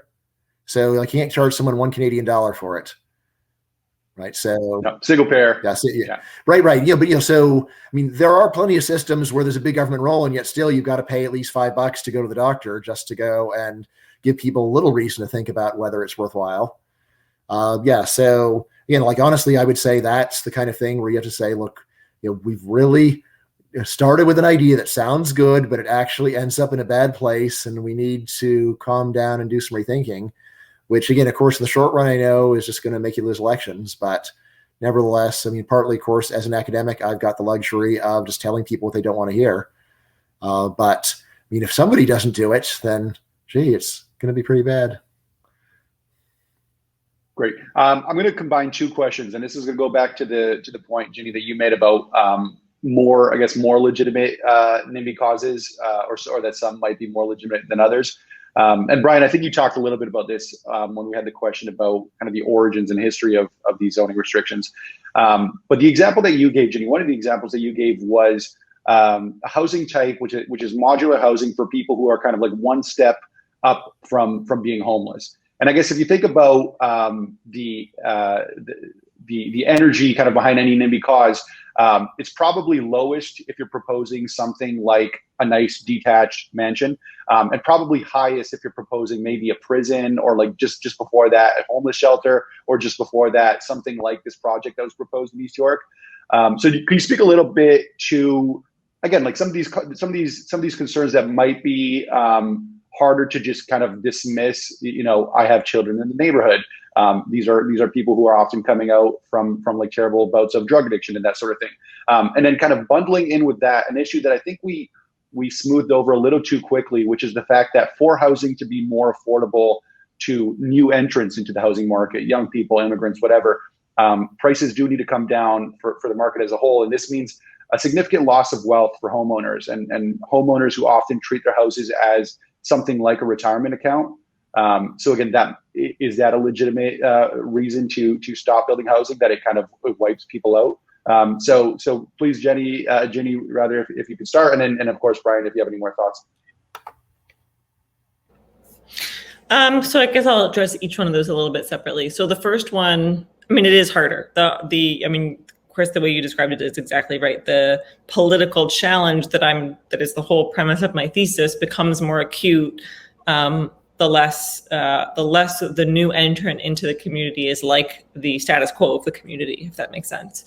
But actually, it's interesting on homeless or modular housing or transient people or whatever you want to describe it. We actually have really good examples in Toronto of mixed communities where homeless people and low-income people are really well integrated into the community. And people talk about CAMH, for example, in Toronto as a really good, it's not the same thing, but that community and the sort of like Parkdale and how that community has kind of grown around what previously was one separate institution, barred up, and then all sorts of poor people living in one part of it and wealthy people in another, and how it's sort of become integrated and become a really thriving, walkable, livable community. So we do have examples of it working, and when people have it in the context of their status quo, they don't seem to mind it. It's just when it's newly proposed, and so the challenge is when you start to make it the way the way we kind of talk about affordable housing in the city of Toronto, to at least today, and I think this is true of other cities across Canada, is that it becomes this thing that the city of Toronto can't build enough of. The federal government, they can't, the feds came out and wanted to be championed for building like dozens of affordable housing units when there are literally thousands and thousands and thousands of people who can't buy homes or even rent homes in Canada. And so it's like a drop in the bucket when you make it this, Bryan wants to talk about free stuff. I mean, that's kind of the problem when government, particularly progressives, want to make it something that they create and get credit for. It immediately constrains supply. And so I don't think you can address that problem head on. I think you have to talk about supply as a good for, frankly, people who vote, and working class people and middle class people, and know that what we all know, which is that the ethics of being able to house really low income and homeless people will follow that, because with supply comes lower prices and more accessibility and all of that. And I think you can talk about those follow-on benefits to the right communities, but I wouldn't address it as, I don't think you can address it adequately in specific cases of NIMBYism. I think you have to tackle the issue as a whole and know that the follow-up benefits will help people in those situations. So that's one piece. The second piece is, what was the second part of the question? I thought about my answer as you were describing it. Yeah, so it's the issue that for housing to be more affordable, housing needs to be less expensive, right? And people have a lot of their wealth stored up in their housing. Yeah, I think that's important to address, because again, when you talk about voting segments, some of the most reliable voters in the country are baby boomers, who we know are the epitome of the status quo defenders when it comes to having been able to afford a home 40 or 50 years ago. I think we can appeal to them when talking about their kids. And I also think when you look at the Strong Suburbs report, and Bryan's made this point about you can become rich if you sell your house to a developer, that's categorically true. And I think when we hear the story, though, of the trade-off or the deal that people need to accept in theory, no one ever accepts it because of this bias towards the status quo. Whereas if you talk about this microzoning thing, this thing that I'm sort of proposing we dig into a little bit, you actually can picture a very specific, I mean, this really is about 50% plus one of a specific street doing a deal with a developer where they would massively benefit financially. And in that case, their value would increase. And so you don't need everyone to buy into this big brand new vision. You just need that those individuals. And the argument is, and they go into this in the paper, if a few streets opted into it, then more and more streets would see that. They'd see the economic benefit, and they might do the same. Yeah, I mean, and just talking about the building of affordable housing, it does make me think again of the just economic illiteracy of the way most people approach this. So again, there's a standard economic story. You go and you build a bunch of new mansions. How in the world is this good for the poor? And the answer is, well, who's going to live and buy those new mansions? People who are previously living in somewhat worse mansions will go there. And who goes into those somewhat worse mansions? People are living in places that weren't as good as that. And who goes into those places? People are there. So there is this giant ripple effect, which when you think about it, of course, how else could the world work? And yet there isn't the same ribbon cutting ceremony where people congratulate themselves for how caring they are when you actually specifically say we are building homes for the poor. And yet the system of just letting people build whatever they want is the system that goes and delivers affordable housing to the entire world, or could. So it's one where so much of what really needs to be done is figuring out a way to sell what's clearly going on rather than to actually figure it out. Because I think in a way, what's really going on is fairly clear. But selling it to people is so difficult for. Again, not only for the psychological reasons, but my first book, The Myth of the Rational Voter, was all about how people are much more rational as individuals than as voters, right? And I think this fits in with Ginny's proposal to just get the people on the street to sell out. It's easy to get one person to sell out, right? You just offer them a big bag of money, saying, "Hey, I know you like your house, but I'll pay you double market value," and who's going to turn that down? And if there's two neighbors where you offer it, yeah, probably. If there's 10 neighbors and you got to get 6 out of 10 to go and vote for it, then it's still plausible that you could do it. But if you try to do it to a larger area, this is where the odds that any one person will change the outcome are so low that people really just don't have much incentive to calm down and really listen and say, "Hey, this doesn't sound good, but it actually makes a lot of sense." Again, this is sort of my whole story about what's fundamentally wrong with politics, is that in the setup of any system of voting is that no one individual really has much incentive to say, doesn't sound good, but let's calm down and see if it makes sense. Because if you're just one vote out of millions, it's not like you're calming down and saying seeing if it makes sense is going to change much. So, unfortunate. Yeah, what I like about the solution that you proposed, Ginny, it's kind of like we're rediscovering property rights, right? Because the most hyperlocal of hyperlocal is me in my house. I can now build a triplex instead of a detached house because I vote for myself to do so.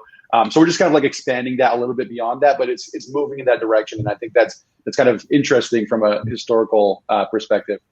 And of course, this is actually what happens when there's a new development entirely. When a new developer has a big plot of land and they want to put a bunch of houses down, and that's where even there, of course, there's very heavy regulation. If they say, well, look, this is just going to be a dense community, and we're going to have a large number of smaller houses, and in terms of profits, that's probably going to be far better for them. But the regulator said, no, you can't do that. No, 1 acre zoning. So if you don't like that, you can't build anything. Too bad. So in a way, like Ginny's proposing is to go and reverse an original bad decision where you didn't let the developer go and build it as densely as they would have liked. But so maybe though that's more politically feasible when you involve the individual owners than when there's a business involved. On the other hand, the business may be much more aggressive in lobbying and trying to get things changed behind the scenes. So. In general, economists, of course, are very skeptical about the effects of lobbying. But in the area of construction, I tend to think it's almost all positive because with construction, the industry always makes money for building new stuff, right? So it's not like, say, like owning oil wells where you might want to go and prevent the drilling of oil if you already own some. Because the whole business model of construction is to build something and sell it, and then you no longer own it, and then you want to be able to go and build something else. So the challenge with that, at least in the city of Toronto, and I say this as a lobbyist, by the way, in my day job, is that the developers and the city councilors have this kind of shady bargain where the developers know what they have to do to eke out any little bit of development that they want to get. And they end up doing these trade-off deals kind of behind the scenes where councillors get to go to their population and their voters and say, I negotiated him down by 2 floors and now it's going to be 2 floors lower than it was going to be before. And your view is going to be they're going to have a little bit more sunlight and the voters are all happy and the developers, gets to be the one developer that built something that year. And so it's not with those trade-offs between the developer and the politicians directly without empowering people locally to opt into making their own choices. We've seen a bit of what happens when people can make their own choices, which is we've tried to allow things like laneway houses and secondary suites and people doing the bare minimum with their existing properties to try to create a place for someone else to live that's probably lower income than they are. And it's good, it's promising, there's just nowhere near enough of it, right? Yeah, even when it seems pretty disgusting what's going on, what I do wonder is if the disgusting stuff wasn't happening, would there just be nothing? Right? Now, maybe, perhaps the U.S. is different, but what's striking to me is often I'll see that someone has some land and they want permission to build on it and they can't get it. And they just wait for another person to get elected and they try to get them on board. And then they wait and try to get another person on board. There was actually an acre of land in my neighborhood where they were denied the right to build anything because they said, look, we will not hook you up to the public sewer and you're not allowed to have a septic tank. So it's useless. And it sat vacant for about 20 years. But finally, they found someone that was willing to vote to go and let them do it. And then a house got built there. Right. So, it's the kind of thing where it's if that was just owned by the homeowners association, then probably nothing would have ever happened because there was a profit-oriented owner sitting there saying, God, I just got to find someone who'll give me a green light. Someone, you know. And then finally, after 20 years, they found someone to say yes. And it does seem like that kind of determination driven by the chance to earn incredible profits is probably to what we owe, whatever construction's happening. Yeah, I think just going back a little bit, one interesting point on your lobbying point is a lot of this lobbying activity is organized through industry associations. And there are these interesting dynamics where an industry association might have a combination of landlords and rental building builders with obviously some conflicting kind of motives. Or you might have an industry association where you have half its members build dense infill kind of downtown housing. The other half builds subdivisions in the suburbs, and one doesn't want the city boundary to expand, and the other one does. So you do get into some kind of interesting internal politics. But I have a pretty wonky question, I think, for you, Bryan. And not to assume too much, because I know you're not an urban planner, but are you familiar with the concept of inclusionary zoning? Oh yeah. Okay, so could you maybe tell us what inclusionary zoning is? And I'll just preface it by saying that this is kind of like the flavor of the day in Canadian cities. This is what everybody thinks is the panacea policy, to borrow your term. What is inclusionary zoning, and what are your thoughts on inclusionary zoning? Yeah, so at least my understanding is it basically says if you want to go and build anything, you're going to have to also build a bunch of low-income housing as well. Yeah. Right. So like essentially there's going to be a massive tax imposed on any kind of development and requires you to go and take care of this problem. What I do is, take care of the problem of providing affordable housing for all. I mean, what I would say here is this is, a classic example of how economists will tell you not to go and raise taxes, which is go and find someone doing something good and then put an enormous burden on them for doing it. And it's like, well, why him? Like, if you really want to do redistribution, why not go and just have a moderate tax on everybody to go and do it? Why find someone that is trying to build housing, a useful good, and say, if you want to do that useful thing, you have to do another thing that causes you to lose a lot of money? It's basically like saying there's going to be a very high tax on building something useful. And like, why should that particular thing be burdened? Other than there is this poetry to it of those who build the housing for the rich must also build the housing for the poor, or else it is contrary to proper meter and rhyme. But when you think about it, it's like, well, why not go and say that people who are like serving restaurant meals have to provide housing? Or why not say that people who are pumping gas have to go and provide housing? Like what is it exactly, what the connection is between the fact that the industry is doing this useful thing and then piling this extra burden on them is very hard to understand, despite this big emotional appeal. So again, what I would say is that if you are hell bent on doing redistribution, then it makes sense to have it funded out of general taxes, where you have a moderate tax paid by everybody, where you are not specifically disincentivizing one very specific good, like housing, right? So again, so there's that. And then there's so let's see, anything where let's see, I think I lost my train of thought on that. So, but just like putting this enormous tax on this one very specific industry is just a terrible way of going and funding the redistribution. If you do want to have it, then it makes sense to go and fund it by general taxation. Although, like I said, it also is really helpful to understand the basic economics of how letting anybody build anything is actually broadly beneficial, because the people that move there are moving from housing that's a bit worse, which frees that up. And then and then people move from there in this big chain reaction. So that's what I think is the most helpful thing, intellectually. In terms of salesmanship, then it's just really tough, because that poetical argument of those who build the good housing should also provide for all just sounds so pleasing, even though if you just calm down and think about it, it's like, well, why them? Why not people who with detached earlobes and tax them and make them do it? So I'll just add one more point to that, and then we'll get to the next question. But so I think what they might say, and they do say this, is that the incidence of this tax falls on the landowner, and that when the landowner sells to a developer, if the developer knows that there's an inclusionary zoning mandate, they'll just pay less for the land. So all this value that is accrued to the land, which is unearned by the landowner because they just own land in the right place at the right time, it's kind of like a costless tax. I don't think I'd buy it, but I wonder how you would reply to that. Yeah, so I'd say like anytime you're thinking about a costless tax, you always have to be thinking about what could you be doing with the resource instead. And of course, one of the main things that people do with land instead right now is just not build on it and just hope for better times. So there's always that. Again, the main thing is just to understand the regulatory burden is just so high that the distortion of going and putting even further burdens on is just really high. Again, I might just step back and say, look, if you were right, then all this regulation would not have actually raised the price of housing, and it did.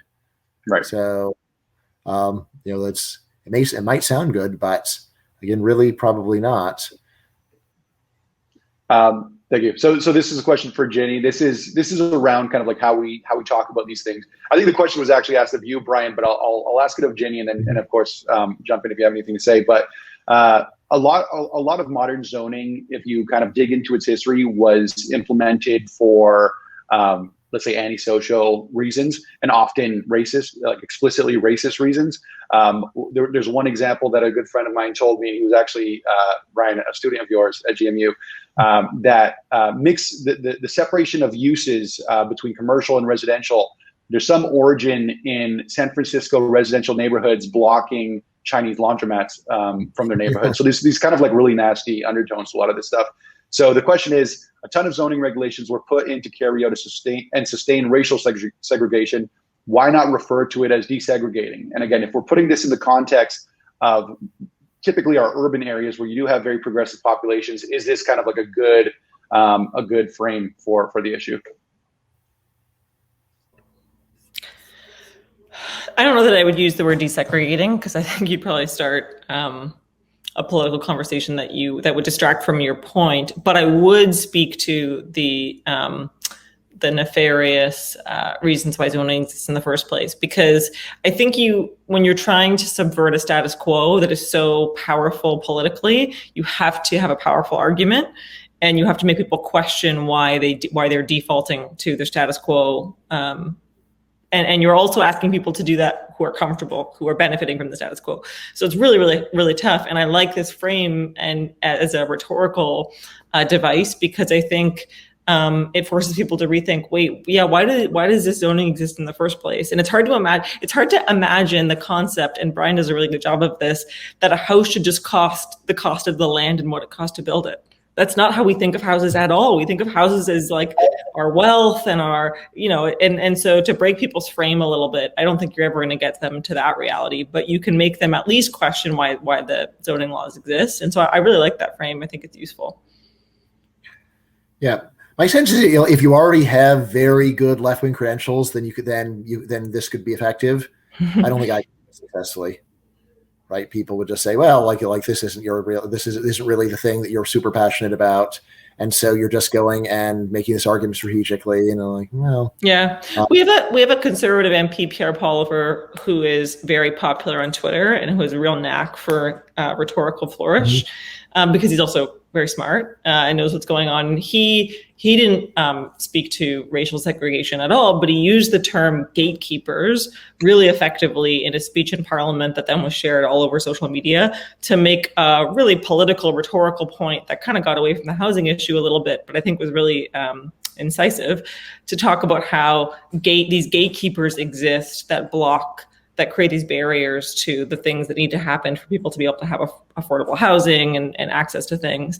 And it's he talks about regulation writ large, but he uses the example of zoning and planning regulation to make the point.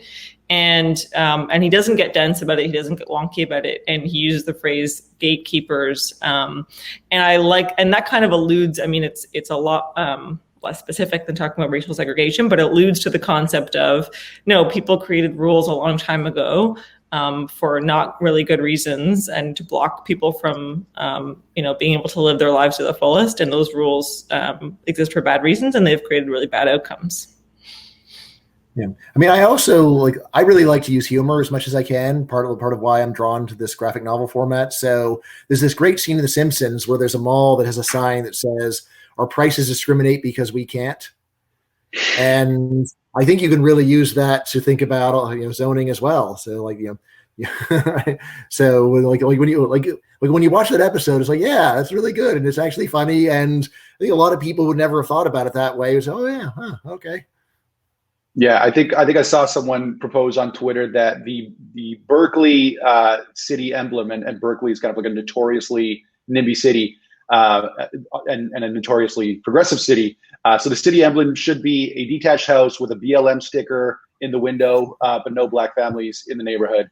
And I think it kind of makes both these points, the using humor and referring to these kind of nasty roots of zoning. But with that said, we only have time for one more question. I'm sorry.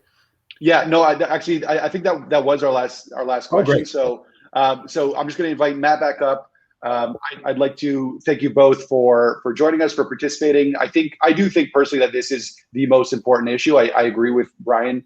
I agree with you that this is a panacea policy, and so we should probably spend more time talking about it. And Ginny, I agree that this could only be done if it's done smartly. So we should think a lot about it. With that said, I'll pass it on to Matt. And once again, thank you both so much. Oh, by the way, so Build Baby Build: The Science and Ethics of Housing will probably be out at the end of 2022. So, well, we have something to look forward to, and I'll say, Bryan, just the closing quote of the night, and we'll probably put it on bold letters on the website, is Bryan Caplan, American economist, maximum Canada, maximum Canada, maximum Canada. With all right, great. Thanks so much for joining us, Bryan, and thank you, Ginny, for being here. And yeah, great meeting you, Ginny. Thanks. Thanks, everyone.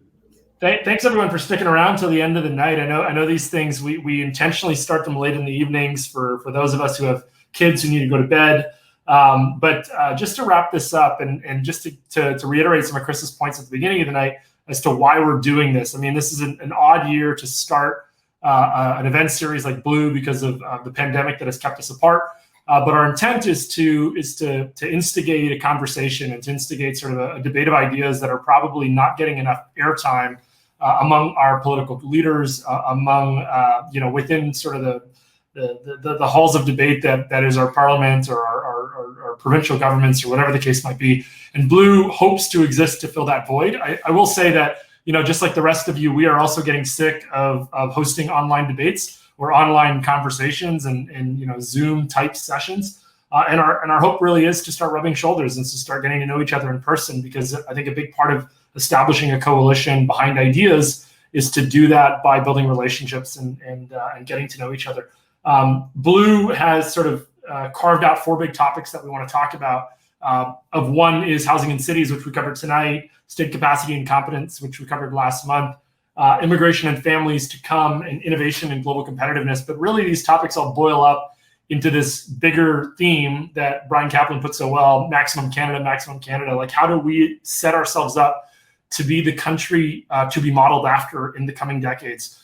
And from our perspective, it takes bold thinking, bold ideas, bold leadership, and it starts by just having conversations. And so our hope between now and maybe the end of the year, we'll see how things play out, is to push towards an in-person version of this where we can actually get to know each other in person, invite sort of meaningful thought leaders to come share provocative thoughts and ideas with us that we can then use to influence our political leaders to actually start thinking a little bit more boldly than they have in the past. And so stay tuned. We're really excited about what Blue could become, filling a void sort of within the Canadian political spectrum. Particularly on this topic, what I love about it, and Bryan started his conversation with this earlier tonight, saying that there are topics within this, these themes that we've picked that do not have to be politically polarizing, do not have to be framed as left versus right. Housing in particular is a topic that I think is a perfect example of broad appeal to a demographic that would not normally look to the conservative movement in Canada as a voter base. And I think of young, urban, I'm trying to think of the term, service industry type people that are obviously the people that are getting hit hardest by things like housing affordability, and also tend to be a demographic that would never look to the conservative side of the political spectrum. So we think there's a way to reframe the discussion and actually broaden sort of the appeal of our ideas. And we hope that you'll join us. So between now and the end of the year, stay tuned. We hope that we'll come back to you with a good idea for what an in-person version of Blue will look like, and that you'll all consider joining us. Thanks so much for joining us tonight. I hope you have a great night. And this Friday is the beginning of reopening in Ontario and I know across the country. So hopefully get out to a patio and enjoy a beer. Take care.